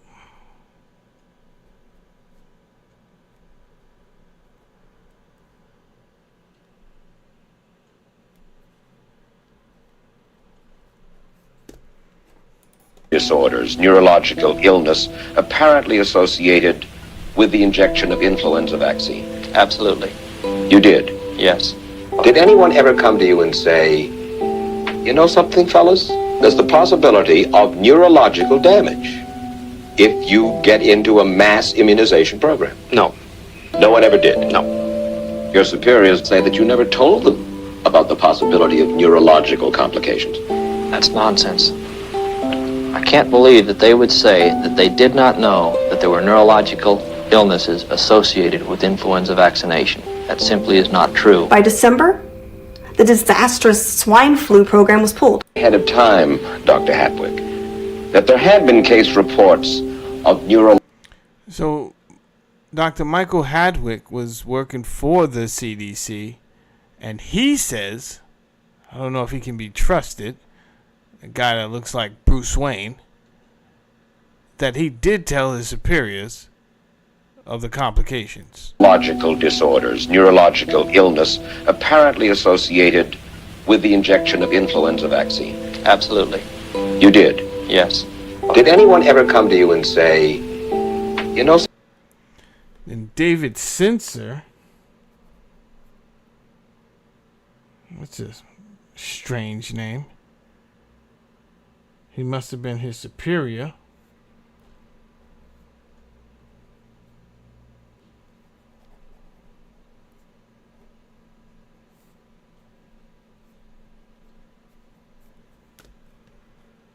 something, fellas? There's the possibility of neurological damage if you get into a mass immunization program. No. No one ever did? No. Your superiors say that you never told them about the possibility of neurological complications. That's nonsense. I can't believe that they would say that they did not know that there were neurological illnesses associated with influenza vaccination. That simply is not true. By December, the disastrous swine flu program was pulled. Benefits? There was no benefits. Well, at least not to the public. 532 cases of paralysis, 58 deaths. A wave of lawsuits followed. Thousands of administrative claims were brought against the U.S. government via the indemnification program. And it cost the taxpayers over $220 million. They knew that fear was a great motivator. And it set a precedent for the industry to get immunity from product liability. So I guess there were winners.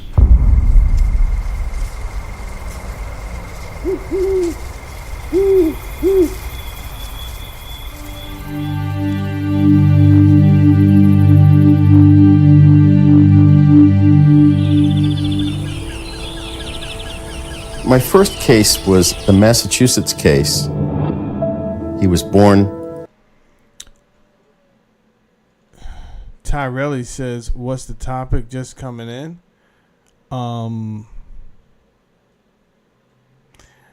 I guess the history of vaccination in the United States told from another side. I mean, I'm getting some good information that I never heard before. Totally normal, no complications at birth. He made all of his motor milestones until after his second DTP shot, he developed a seizure disorder after going through a period of high-pitched screaming, and the mother described it as somebody was tearing his skin off. Dealing with the family and seeing what they had gone through and seeing the denial of the doctors, you know, as a young attorney just coming out of law school, I went after this as my cause. This national publicity about the fact that DPT vaccine could cause injury and death was causing a lot of anxiety up on Capitol Hill. The vaccine manufacturers and the medical trade associations, like the American Academy of Pediatrics, were panicking. The argument that the companies made and medical trade made was government licenses childhood vaccines. They recommend for universal use childhood vaccines, and the states mandate childhood vaccines. Therefore, the companies and the doctors should have no liability. The government should assume all liability. And so what this whole liability protection issue is as a result of government mandates. The doctor knows that this is mandated by regulation. So he has no choice. So he has no choice, and indeed the parent has no choice. Kids can't go to school without their shots.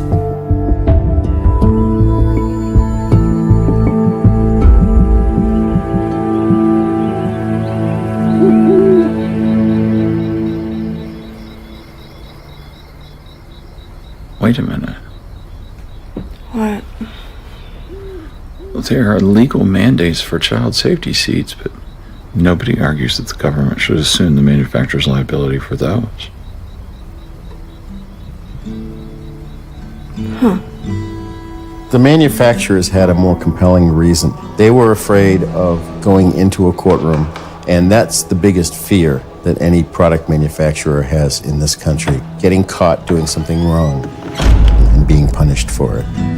In the early days of the litigation, we were able to get a favorable result for, I would say, pretty much 100% of the people that we represented, because they always seemed to settle the case at the same juncture of litigation, of the discovery. That told me a story as an attorney. It told me that if they're willing to pay on these cases, there's something that I still don't know about. Discovery is where we get access to all of the documents that they have, and we can determine for ourselves what they knew, when they knew it, and what they did about it. So I guess the real question is, was the DTP vaccine unavoidably unsafe? I mean, If the companies had done their best, they had a strong case. Yeah, but if not, if they knew they could make it safer and chose not to, then a jury trial would be disastrous. True. I mean, look what's happening to Monsanto right now.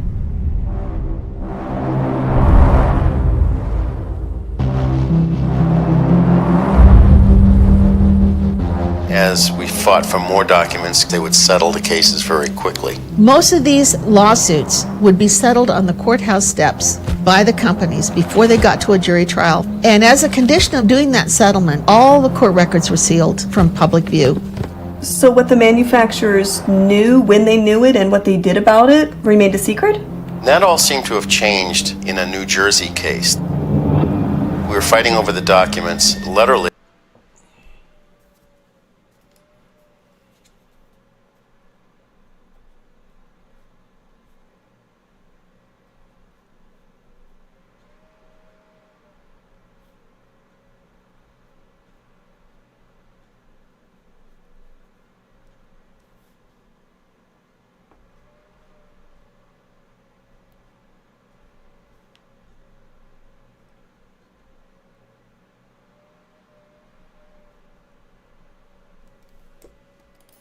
At the time was contesting that. They fought tooth and nail against giving them to us.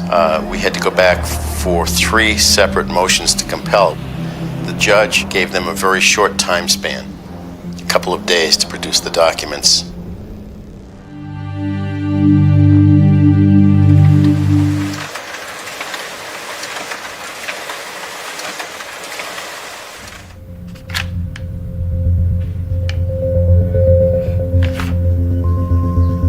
Wow. Concerns about brain damage from the original pertussis vaccine date back to the 1930s.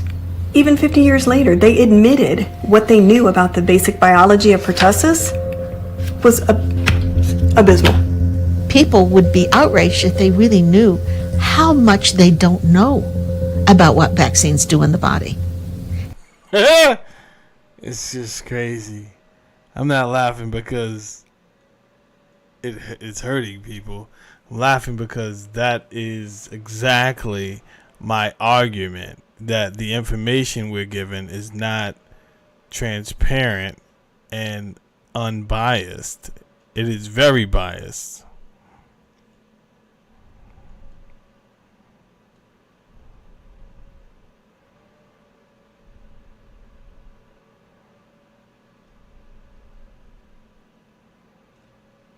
Damn, Tyrelli. Sorry to hear that, bro. How much they're covering up about what vaccines do in the body. I mean, it's no wonder they've tried to hide this from Hugo's law firm. Look at that. Internal memo from 1962, written by Dr. Christensen of Letterley. It's obvious that severe neurologic reactions have occurred in children after pertussis vaccines, which have passed toxicity tests currently in use. 42 years had gone by between the first warning and the time the U.S. government decided to commission its first study. It was done by Dr. Larry Bariff of the UCLA Medical Center. Because the Food and Drug Administration was concerned that this sort of public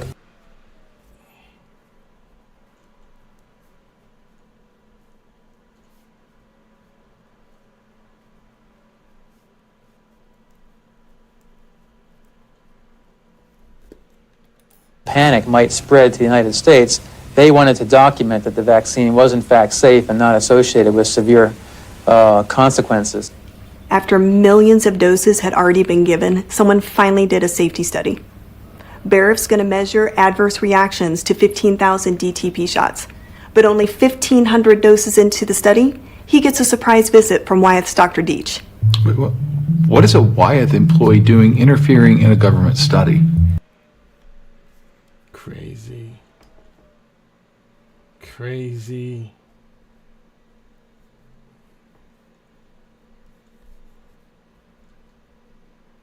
Yeah, I bet they don't want this guy's name to be known, right? And I bet it is easier just to call him a quack. And if you only got a few talking points, then you can throw Professor Dave $100,000. You can throw a couple million around for these social influencers to get on here and bash anybody that doesn't trust the science right away, right, May? And then those people will be embarrassed. They lose their confidence. And it's only because we don't have enough information to make a fair decision, right? Now, if nothing was wrong, you could just say, yeah, listen, guys, you're absolutely right. When we first started using vaccines, it wasn't good, right? It was atrocious. We didn't know as much as we know now. We tried to cover a lot of things up because we didn't want to pay out money. But now it's not like that. We understand more. You could have said that if you started telling the truth. But I still think you don't know as much as you say you know.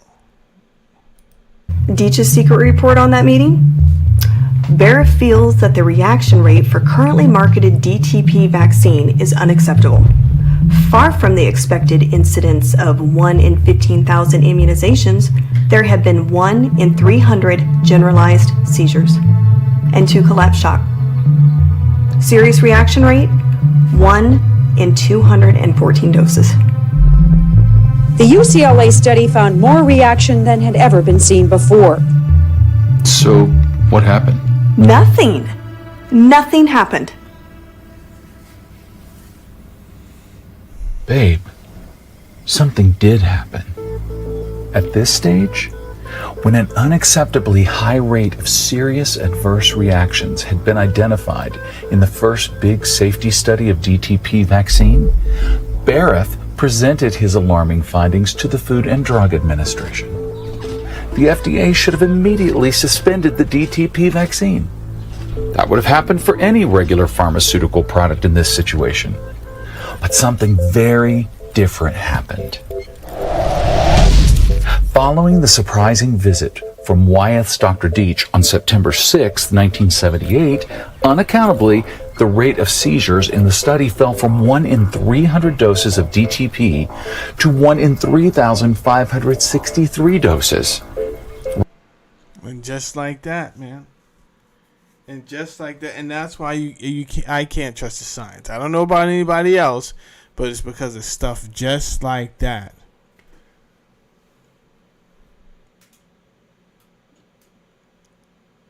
How much does it take for a pharmaceutical company to get a private investigator, figure out what your real life is like, and then make it very interesting for you? And how many people are going to turn that down? Maybe not many. And you know what happens after that, right? Somehow your car gets wrapped around a tree if you don't take the money. Allegedly. What do I know? Rates of collapse shock fell similarly. Babe, the odds of this happening by chance are greater than 1,000 to 1 against. These new results were used to bolster confidence in the safety of DTP and reassure doctors that the benefits of whole cell pertussis vaccine far outweigh the risks. And for what was soon to come, these results were used to persuade Congress that the vaccine makers had made the pertussis vaccine just as safe as possible. How's the truck? Did they fix the transmission? Knock on wood, car insurance? Sounds like vaccine policy to me. Yeah, maybe they just couldn't come up with a safer vaccine. They actually started to study whether they could break the bacteria open. Do you need the whole cell, or are there certain parts of the cell that give immunizations? Conversely, is there part of the cell that is dangerous and can cause harm? The makers discovered that if they could separate the bacteria's beneficial and dangerous parts, they could make a safer vaccine, a so-called acellular pertussis vaccine. So when did they know that? 1963. Eli Lilly had a safer version of the DTP vaccine.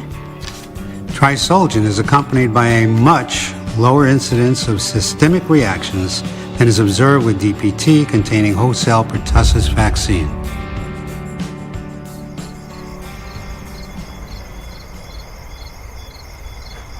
So why did nothing change? Why did an avoidably unsafe DTP vaccine continue to be injected into millions of children every year?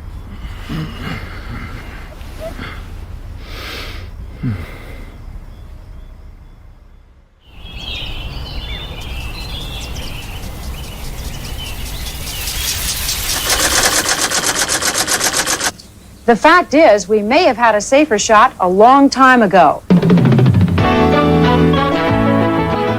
We have had the capability to make a safer vaccine. The manufacturers have chosen not to for economic reasons.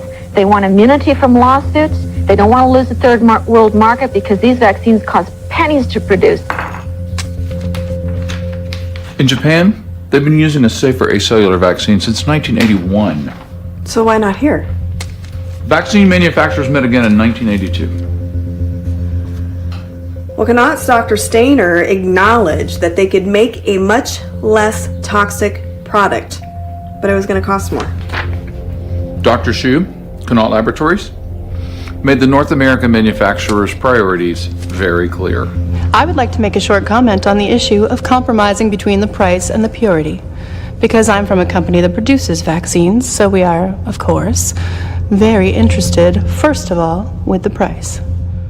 The reason they didn't pursue the safer vaccine came down to, I'd like to say dollars and cents, but I can't. I'd like to say cents, but I can't. I'd have to say less than a cent per dose to make it safer, and they were unwilling to cut into their profit margin. So 1963 was the earliest they knew they could make a safer vaccine? No, it wasn't. Letterly filed a patent on an acellular vaccine of lower toxicity in 1937. Are you kidding me? 60 years before the safer vaccine was actually licensed? So what did they do with this patent? I can't answer. I don't think anybody other than the folks at Letterly can tell you what was going on in their evil minds. They knew they could make it safer, but they didn't want to spend the money. What we had at that point was so damning to them. It was a path of years and years and years of deceiving the regulators, lying to the doctors, and that was what they were running from. Okay, well, thank you for your time.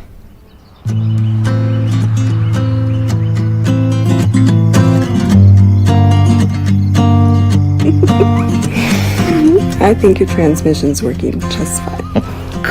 I love you.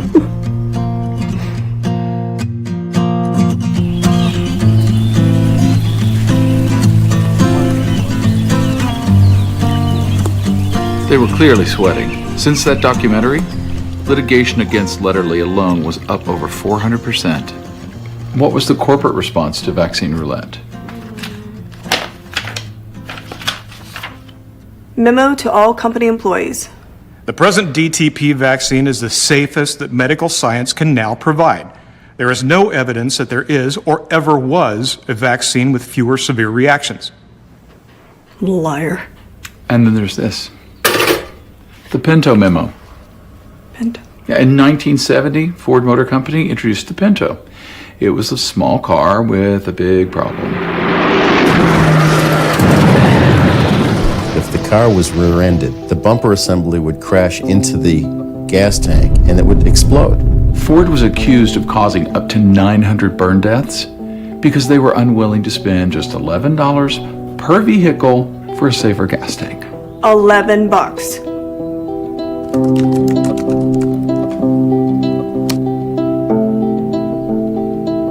This is an internal risk-benefit analysis. Recall and fix the problem, $137 million. Leave the car fire risk and pay off deaths and injuries, just short of $50 million. Ford made a business decision. And then their memo ended up in front of a jury. That's when Ford got sanctioned big time by punitive damages. The behavior of the vaccine manufacturers is identical. When the judge ordered them to produce those documents, it was like almost divine providence. They dumped 80-something boxes of documents on us one afternoon just before a weekend, and I looked at this completely filled up conference room, and I reached out and grabbed a random box, opened it up, and I pulled out a document. I found the Pinto memo for vaccines. If we kill kids, it's going to cost us $500,000. If we don't kill kids, it's going to cost us $1 million.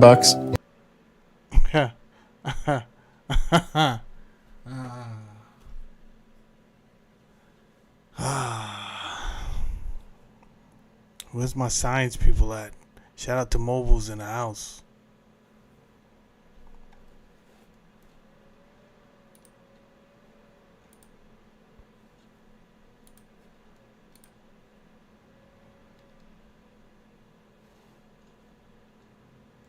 Here's how much we have to price our vaccine at. I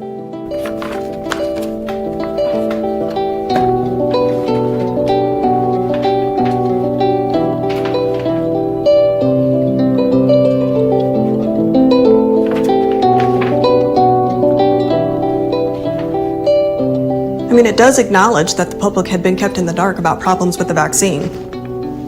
Beyond that, it's just another risk-benefit analysis. Do we stay in the market or not? 3 options. Was the safer vaccine one of them? No. Get out of the market altogether. Business as usual, but aggressively hike up the price to cover legal costs. Or seek liability protection from Congress. Get out of the market. Right. Apparently, to a jury, that would appear like an admission of guilt.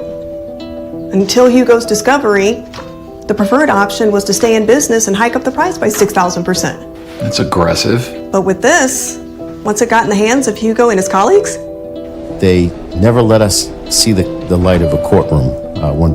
Kenny Mac was good with you, player. Alright, so today, Kenny Mac, what we talking about, since we couldn't get any information from the dogmatic science community, I found us a video that would give us some other information about vaccines, right? Because all we ever hear from them is trust the science is safe. I'm sorry if that's not good enough. Yeah, you got some smart people who know how to talk fancy English words, scientific jargon. And by the way, all their talking points are getting demolished, right? What about polio? That's usually the first thing they say. If it wasn't for vaccines, the polio.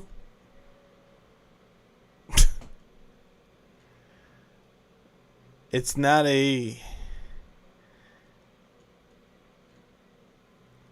open and shut conversation.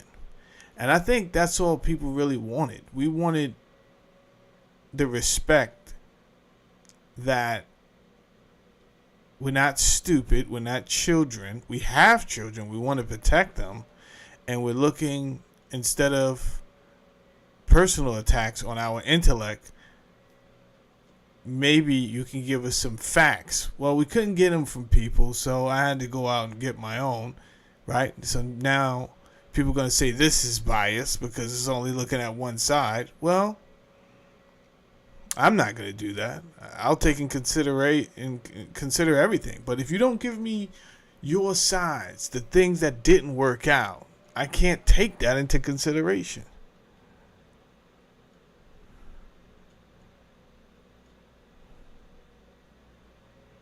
Yeah. Once we got this full set of discovery from them. That's when the third option, federal liability protection, became the industry's lifeline, which they couldn't leverage once they'd shown they could make a safer vaccine.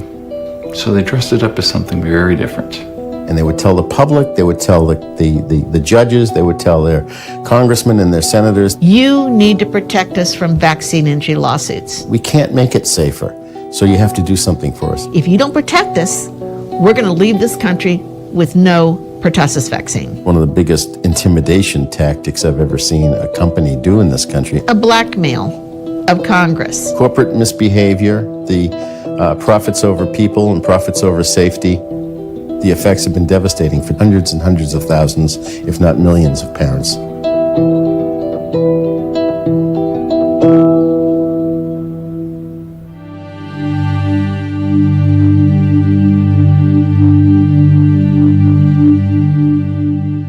Congress decided they were going to create legislation that was going to protect the vaccine supply and contain costs. They came to us and said, you can come to the table and you can argue for what you think the children should get, but we are going to pass legislation to protect the vaccine supply in this country. We knew that the companies had to have a duty to make vaccines less harmful. We fought as hard as we could for 6 years to try to hold back three of the most powerful entities in society: government, medical trade. You know what's crazy? I think Professor Dave might be younger than me. Right? So if I don't remember this shit, he doesn't remember it either. But you're also not going to find a lot of this footage just hanging around on the internet, right? You could probably look for this information and it might not come up. Then you would have to know what you're looking for.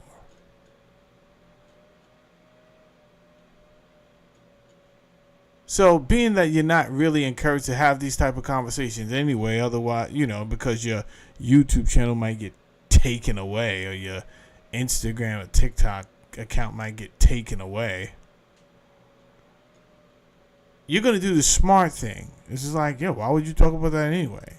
Right? You stupid for talking about that shit, bro. You know they're going to shut you down. Bro, here's the things to talk about. You got to talk about Jay-Z's new afro. You got to talk about Drake's new fucking bullshit-ass album. And the 3 albums that he came out with that are fucking trash. Right? That's what you got to talk about, yo. You don't know what you're doing, bro.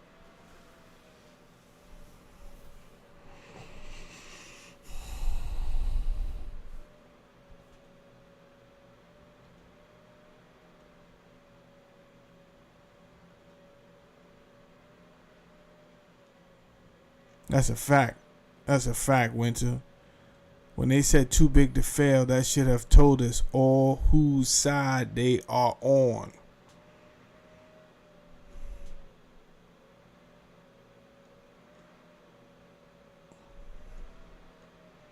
I can't really get over Obama and what he did in the Sudan anyway. Is it his parents from Africa? His father? That's crazy.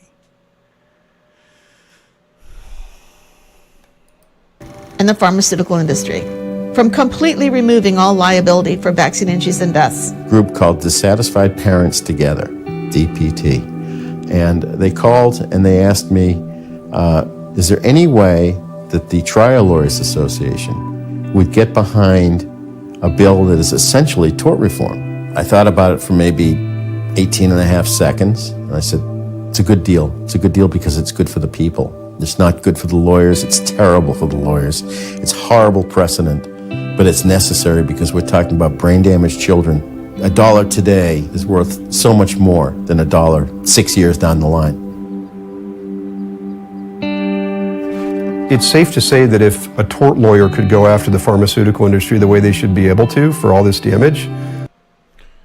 J.B. Hanley, How to End the Autism Epidemic. You have a lot of independent researchers out here.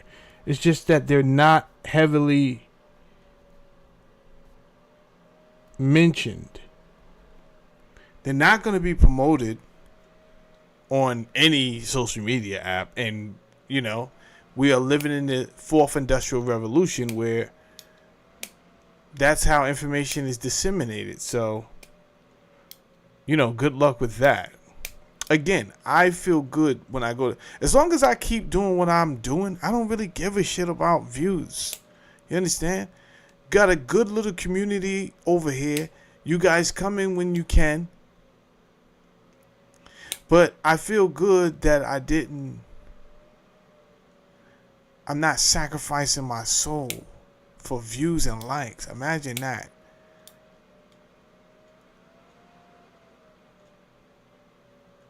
Nah, I'm gonna rock out as long as YouTube keeps saying I have a channel. One day they will get tired of my nonsense and snatch my shit. Like, enough is enough, Saladin. Get the fuck out of here. Like, enough is enough. Beat it, champ. Go do something. Go do something. Go run. Walk. Go walk, you fat motherfucker. Go walk. Your time is done. We've had enough of your nonsense. One day. One day. It would be a multi-trillion-dollar settlement. It would most definitely bankrupt the entire pharmaceutical industry. I think it's going to put our country under extreme challenge. Henry Waxman and He said, stop helping me. You're killing me. That's funny. No, literally, you're killing me. Chill out. Stop helping me. I'm good. Thank you. his co-authors on the bill were determined to get the act passed, despite pushback all the way up to the White House. And they weren't alone, but they were cutting it very close.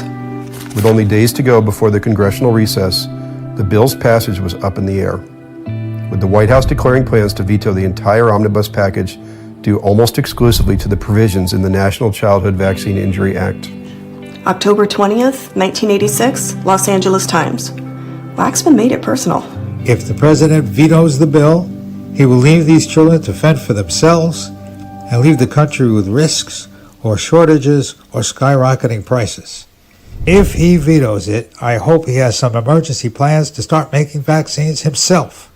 Because the manufacturers tell us they may very well stop. Just like swine flu, same playbook. Yeah, now we know the real reason.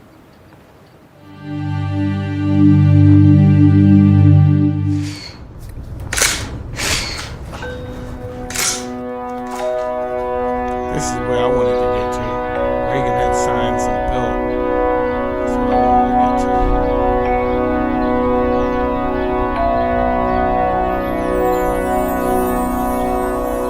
get to. With the passage of the act, the 90s opened up an Title III vaccine compensation. Title III vaccine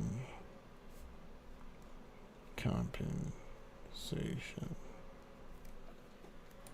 entirely new era for vaccination. The National Childhood Vaccine Injury Act had three purposes. First, to compensate infants and children who'd been injured by their vaccines. Second, to give some level of liability protection to industry. And third, to make vaccines safer. With the act, Congress guaranteed children injured by vaccines compensation that would be swift, efficient, and generous. How is all of this conversation surrounding the safety of vaccines? You have all these experts, right? It's not like one expert we found. This guy found several experts on the history of the safety of vaccines. And yet, everybody that I speak to in the science community always tries to boil it down like to just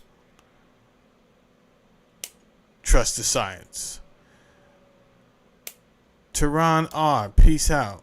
Tehran R, 403, hello. Have to hold our souls hostage, don't. Yeah. While at the same time giving industry a measure of protection from traditional tort liability for vaccines that both Congress and the courts have found to be unavoidably unsafe. So the threat remained. I mean, despite... That's a show? The Barrows? Show. Where does that come on, Mobile?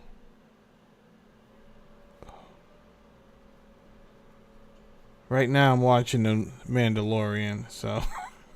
but I'm pretty sure I can squeeze in the Barrows if I have the platform. The cushion of the compensation program between vaccine makers and a hostile jury. The lie that the DTP vaccine was unavoidably unsafe hadn't gone away. No, not completely. Here's the first case, Manley versus Health and Human Services. It went to trial in the new vaccine court in 1989. So, not really a court, babe. We don't apply the rules of evidence that... Vaccine court? Chief Special Master Vowel, U.S. Court of Federal Claims. Hold up. I wasn't even going to write that name down. Now you're getting crazy. Hold on. Now you're getting crazy. Time giving industry a measure of protection from traditional tort liability for vaccines that both Congress and the courts have found to be unavoidably unsafe. So the threat remained. I mean, despite the cushion of the compensation program between vaccine makers and a hostile jury, the lie that the DTP vaccine was unavoidably unsafe hadn't gone away. No, not completely. Here's the first case, Manley versus Health and Human Services. Let me just write that down. I got a lot of work to do because I couldn't get any of this information from my so-called peers who are dogmatic scientific community members. It's not like they were going to give it to me.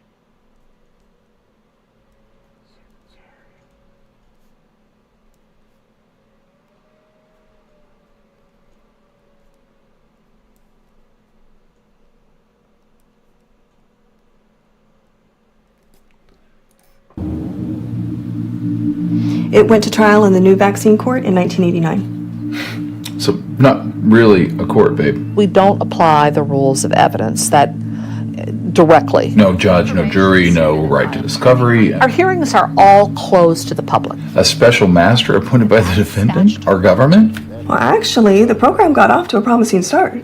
It was such a relief to be able to have this program. We were so shell-shocked and so bruised from 6 years of litigation in each case. When I tried the Manley case, which was the first case ever tried in the program, it worked. It worked. We had a death case that the child was diagnosed with SIDS, and it wasn't SIDS because there were certain things. The child was screaming and crying for hours before she went to bed, and she had a high fever. And the mother put the child down to bed that night, and the child never woke up. Within months of filing it in the vaccine program, we were done. They were paid. And it was a slam dunk. It was a complete slam dunk. Not everybody was happy about the act. Like who? Officials at Health and Human Services, HHS, were furious. They opposed the law to the bitter end. They did not want the National Childhood Vaccine Injury Act passed. To compensate children would have sent what CDC and the other powers that be at the time viewed was the wrong message. That in fact, vaccines are dangerous. The position of the Department of Health and Human Services has been that there is not as yet evidence that such a system is needed. They didn't want to have the children compensated because every time a child is compensated, it means vaccines can do that. Right, and I get that. And I get that part. So my question to you, society, is this. Why couldn't we have taken another approach? You know how many willing participants they could have had if they would have just been like, listen, take this at your own risk. Instead of mandating something, right?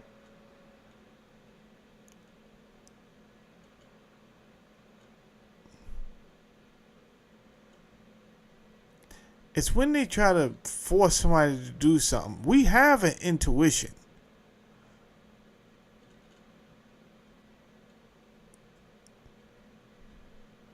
When we're forced to ignore our intuition after years of already ignoring it, and it's like, no, every time I do something that's against my intuition, that it turns out bad. Yeah, this is not going to happen any differently. Any differently, right? We had somebody in here, Tyrell, he says, yeah, I didn't even want to take it. He did it for the same reason I was about to do it, for his family. And he regrets it. And I'm sure I would have regretted it if I would have lived.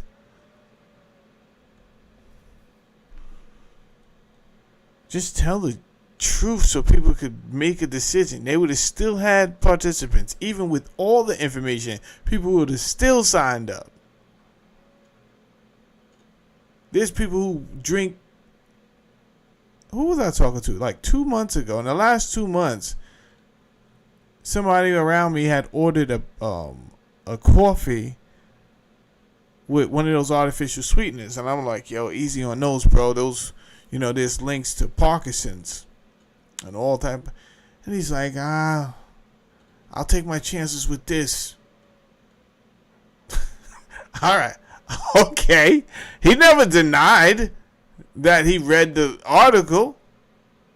He's just telling me, it's going to be diabetes or Parkinson's. I'm going out shaking my ass. I'm a shake and a mover, Saladin. That's who I am, baby. Don't try to stop me. Say that, bro.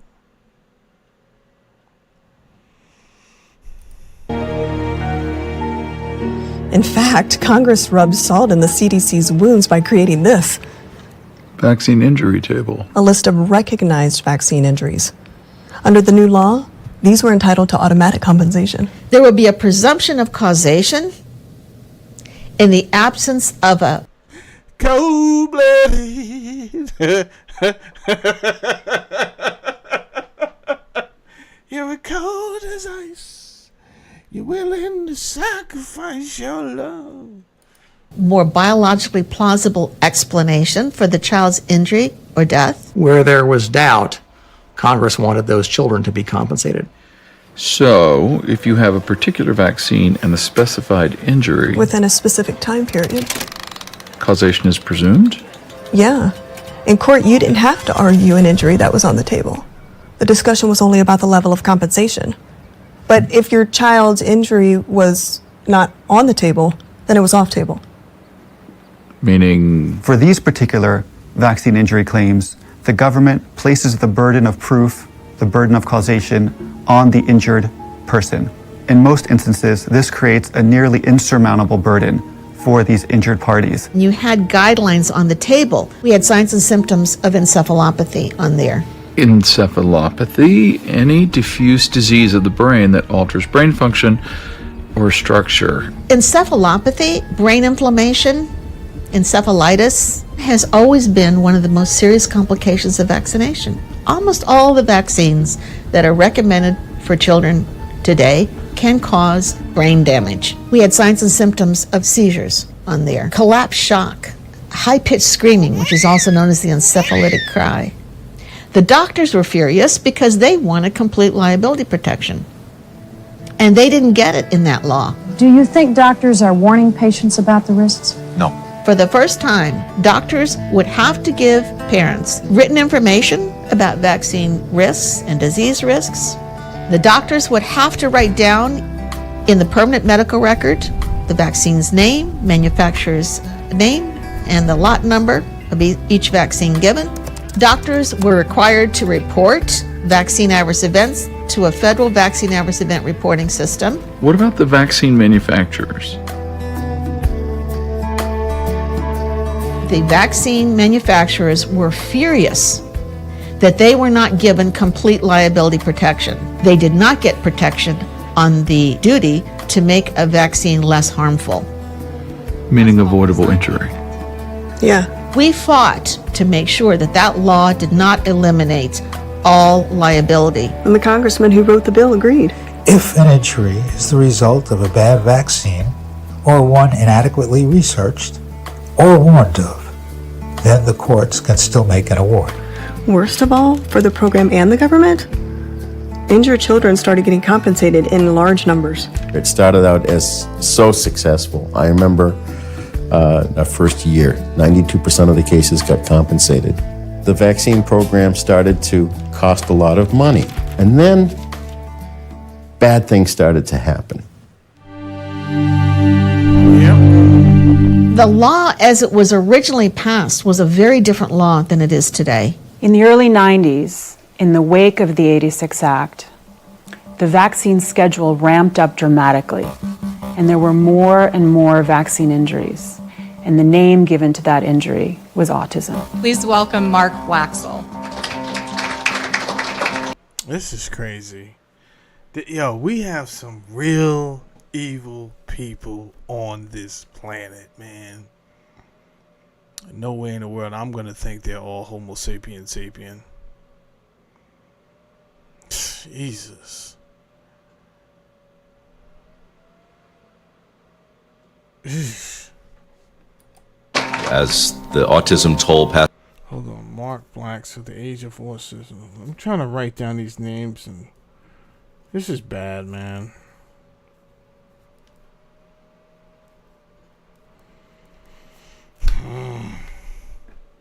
This is 1 million children, and the cost soars to $1 trillion. There is a really pernicious idea that is taking hold, that there is simply no autism epidemic. The rate of autism in the world before Connor and Asperger first noticed children like this was effectively zero. So multiple surveys all showing sharp increases with an inflection point around 1990. 1 in 36 measured one way, 1 in 59 measured another way, now 1 in 33.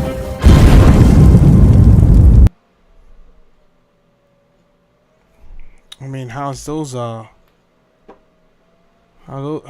apples, right? Let's just take that right there.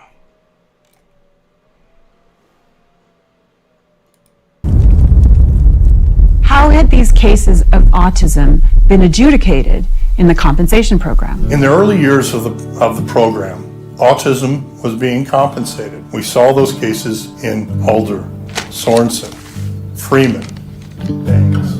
Lassiter, Underwood, encephalopathy, autism, compensated. And up through 96, 97, 98, about 95% of the cases were table cases, including dozens and dozens of regressive encephalopathy diagnosed as autism. In the first order, the judge said, we've always compensated these autism cases as table cases. Automatically entitled to compensation.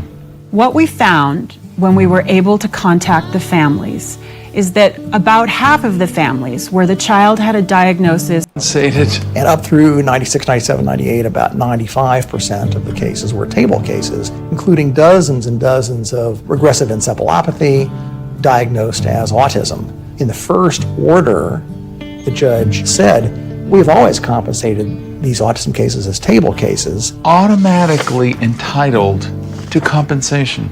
What we found. Article, unanswered questions from the Vaccine Injury Compensation Program. A review compensated cases of vaccine-induced brain injury. What is that? 2011, 3/20, 2011.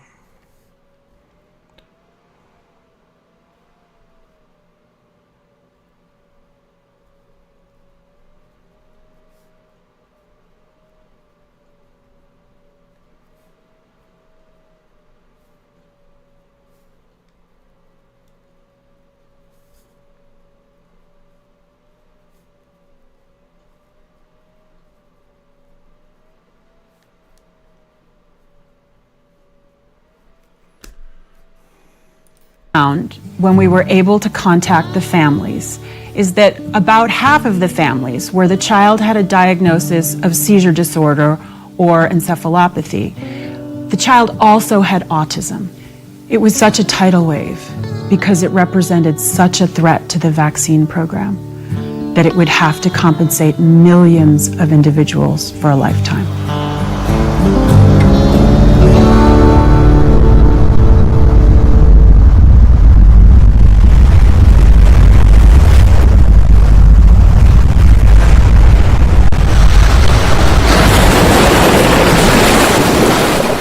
From the very beginning, the program was corrupted with the intent, the studied intent, of denying children the compensation Congress intended.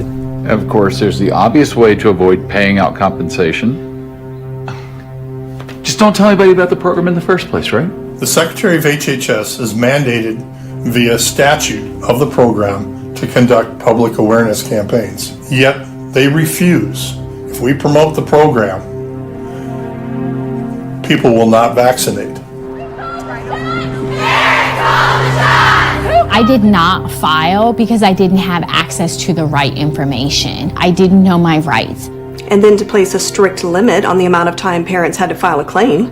Normally, a medical injury to a child The child has until age 18 or 21 to file their claims. So setting that at 36 months or 3 years was a deliberate effort to shortchange these children. Like many families, by the time I had gotten access to the right information, we were past the statute of limitations.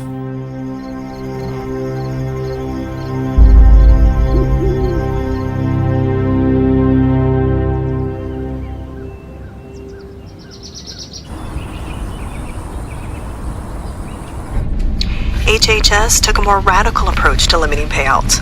They took the table and simply deleted serious injuries that had been entitled to automatic compensation. There was a systematic gutting of the safety provisions and the compensation provisions at the hands of the Department of Health and Human Services.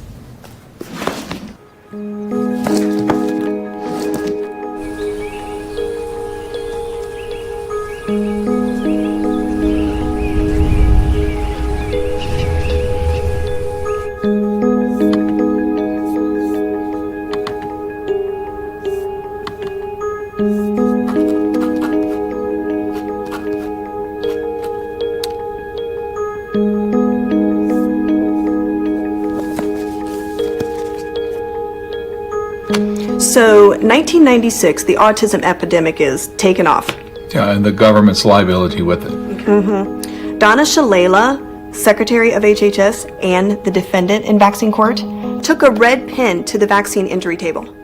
Wait, so that's like the criminal getting to decide whether or not they committed the crime. Oh, we don't need seizures on there. We don't need collapse shock. Take those off. Take regressive encephalopathy, take residual seizure disorder off the table, thereby making it much harder for a child to receive compensation, as Congress found in their investigation. The definition of encephalopathy was changed to one that you will never find in any medical textbook. So injured children no longer qualified. Congress wanted to make sure that all of the kids who were injured because no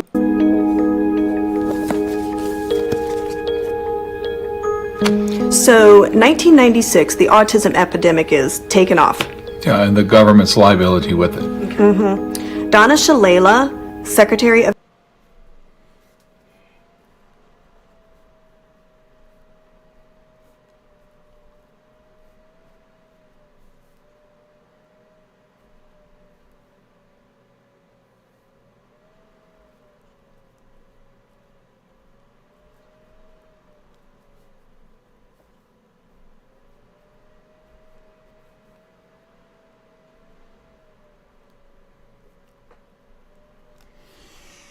This is diabolical.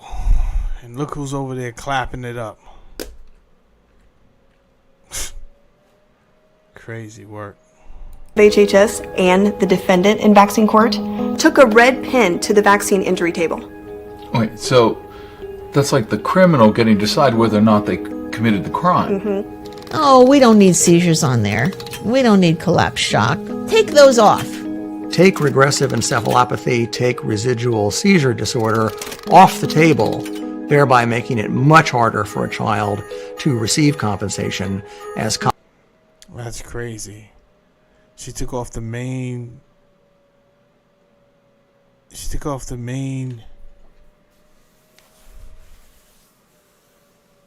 things that would define whether there was injury or not, and then they redefine. And I always mention that type of tactic to you guys on this show.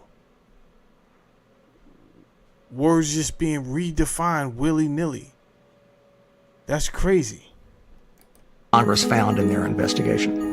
The definition of encephalopathy was changed to one that you will never find in any medical textbook. So injured children no longer qualified. Congress wanted to make sure that all of the kids who were injured, because no product can be made perfectly safe, all of the injuries that were unavoidable would never. Just like when we watched Band Together the other day.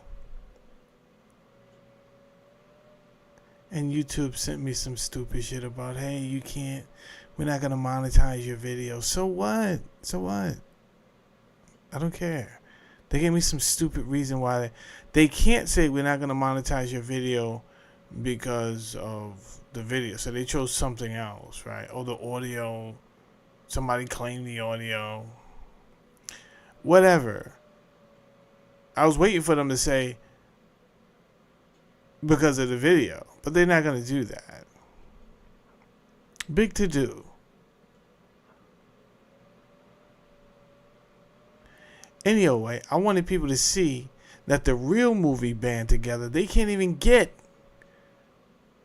You guys were searching it up as I'm playing the video, and they're like, yo, where'd you get that from, bro? They went out their way and made another movie called Band Together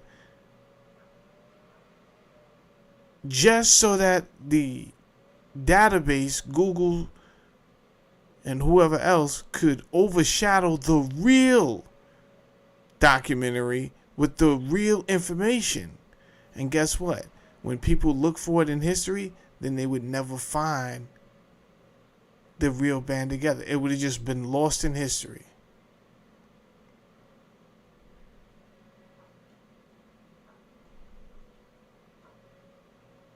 And then they do the same thing with medical terminologies.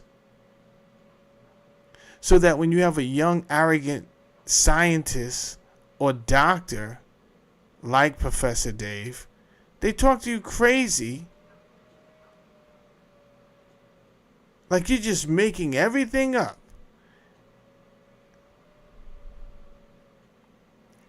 And what's crazy is he may be right if he says, well, that's not the case. It may not be the case now, but it could have been the case before definitions were changed.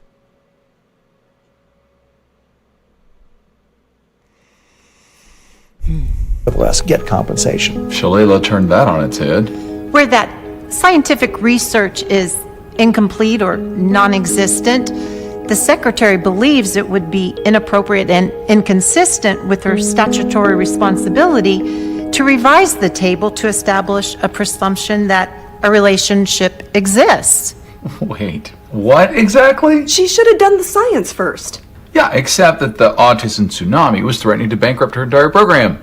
Because of CDC's desire to protect the meme that vaccines are perfectly safe, the children were thrown into the netherworld of proving off-table causation, while at the same time CDC denied them the science necessary to do so.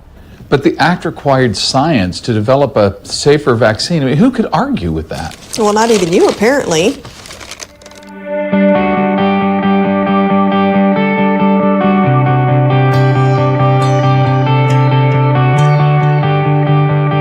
When Congress passed the Vaccine Act, they knew that they were removing from the manufacturers any incentive to make vaccines safe. So they took that responsibility and they put it firmly in the lap of the Department of Health and Human Services. Congress required a mandate for safer vaccines, that the Secretary undertake a variety of research projects to reduce the amount of injury to children. One of the key requirements of the Act was that HHS monitor vaccine safety and make a report on it every 2 years to Congress. In 2018, we sued HHS under the Freedom of Information Law, and they were unable to produce a single one of those reports. The only way you're really going to know how much damage vaccines are causing is to look at people who've received the vaccines, people who haven't received the vaccines. Look at vaccinated children versus unvaccinated children. That makes sense. That is done for every other medical product or device. In 2009, we actually had $16 million set aside in the budget for research to do this study, and CDC was so angry at the risk this posed to the vaccine program that at the next meeting of this research committee, they brought it up again in an illegal revote and took away the money. Let me tell you something. This also discourages people from even wanting to have kids. Anyway, people with self-controls, people who make decisions to either pull out, use a contraceptive, not reckless people who just run around having unprotected sex with people they don't even really know that well. Then a child is brought into the world.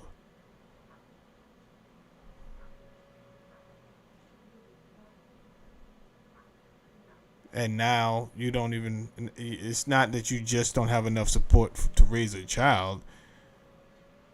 Now you have to raise an injured child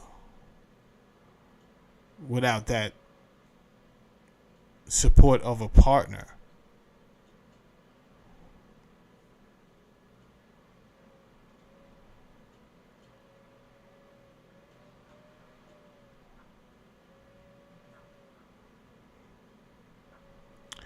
And I agree with Mobile. Right on. The director of this committee, Tom Insall, head of the National Institute of Mental Health, even said in a shocking admission that we can't do this study because we have a conflict of interest, because it might help the children win their cases in vaccine court.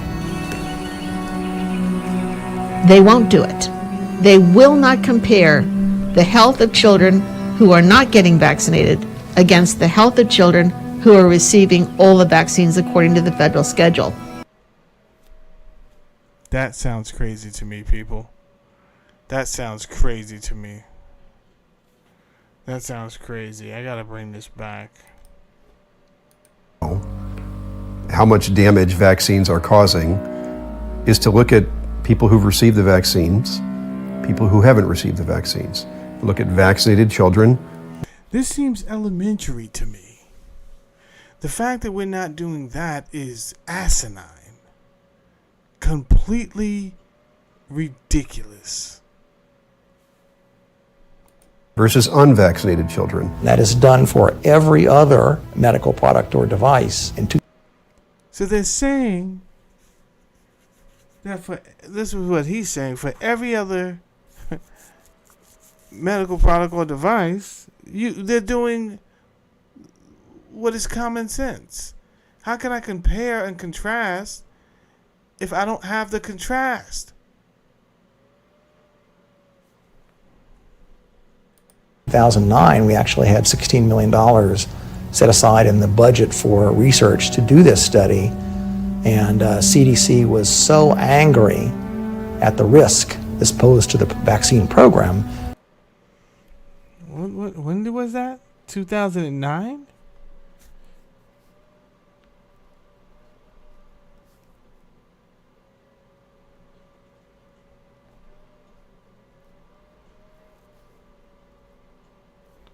Let me just receive the vaccines, people who haven't received the vaccines. Look at vaccinated children versus unvaccinated children. That is done for every other medical product or device. In 2009, we actually had $16 million set aside in the budget for research to do this study, and CDC was so angry at the risk this posed to the vaccine program that at the next meeting of this research committee, they brought it up again in an illegal revote and took away the money. The director of this committee, Tom Insall,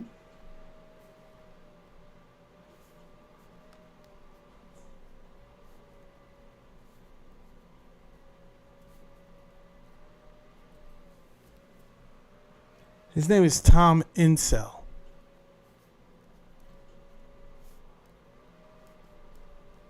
Tom Insall, director of CDC in 2009. Insall, head of the National Institute of Mental Health, even said in a shocking admission that we can't do this study because we have a conflict of interest. We can't do the study because we have a conflict of interest?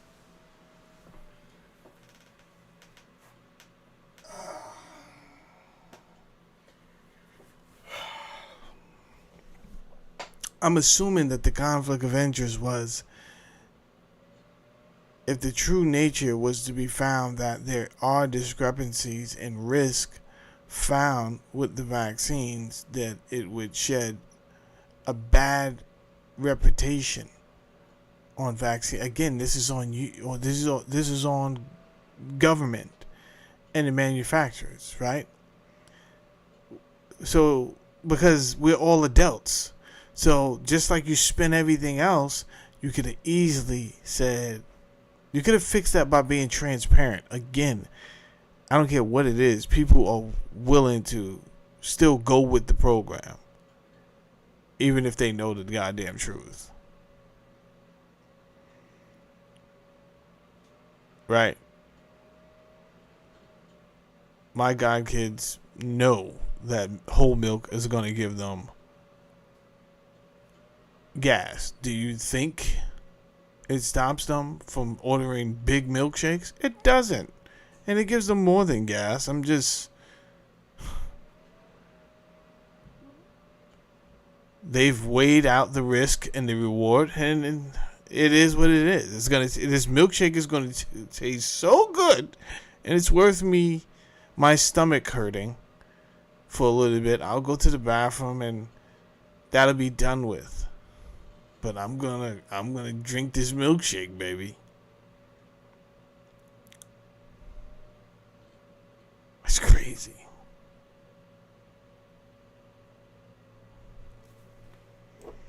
Might help the children win their cases in vaccine court. They won't do it. They will not compare the health of children who are not getting vaccinated against the health of children who are receiving all the vaccines according to the federal schedule. This is too risky for them, because if it turns out that the children who don't receive vaccines are much healthier, the entire program is put into question. We don't know how many children are dying or being brain damaged because we don't have a reaction reporting system that will give us those figures.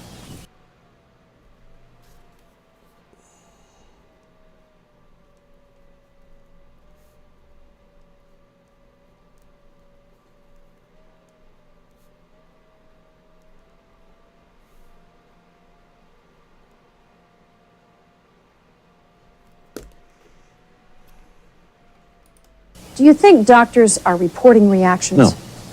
There's something very wrong here when we're mandating a vaccine and we don't even know how many children are being injured. Parents forced HHS to set up a system to monitor vaccine side effects. It was called the Vaccine Adverse Events Reporting System was an attempt to systematize the capturing of actual vaccine injury events. By the way, who remembers when we got 3 minutes? I don't think I'm gonna make this any longer. However, I can, I'm down to clown around the town tomorrow too, and we could play the second half of this early in the morning, like 8 o'clock. But who remembers when 40,000 records from the VIA's database disappeared during the pandemic of the 2020s? That was wild.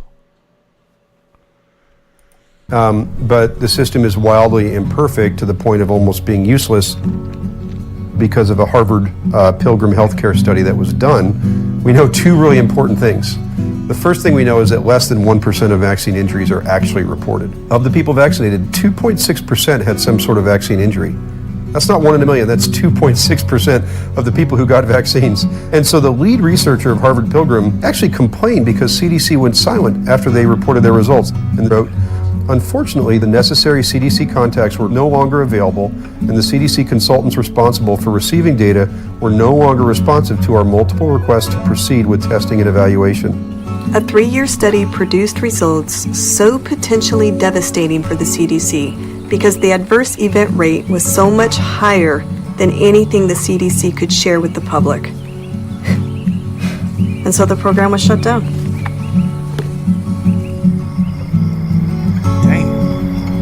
I think we should stop right there, to tell you the truth, because that's just crazy. That's just crazy. But, oof. We did our 3 hours today.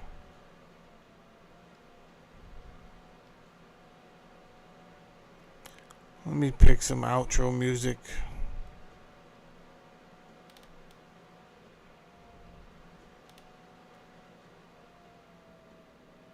I got some outro music.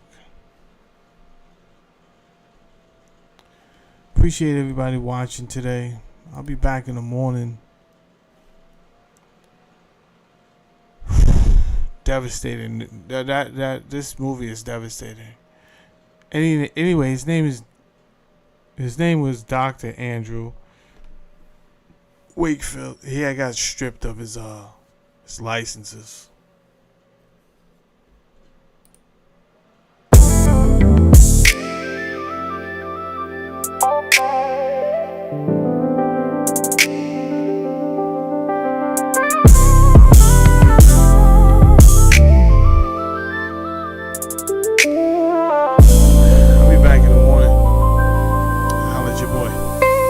Like 8 o'clock.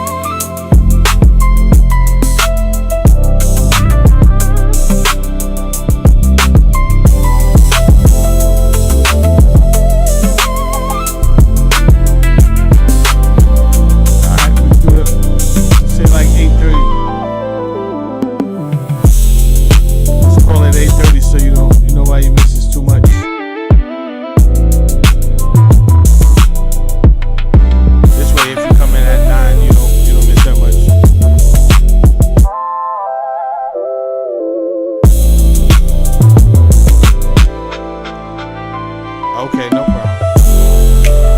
Pretty sure Littlefoot won't break anything.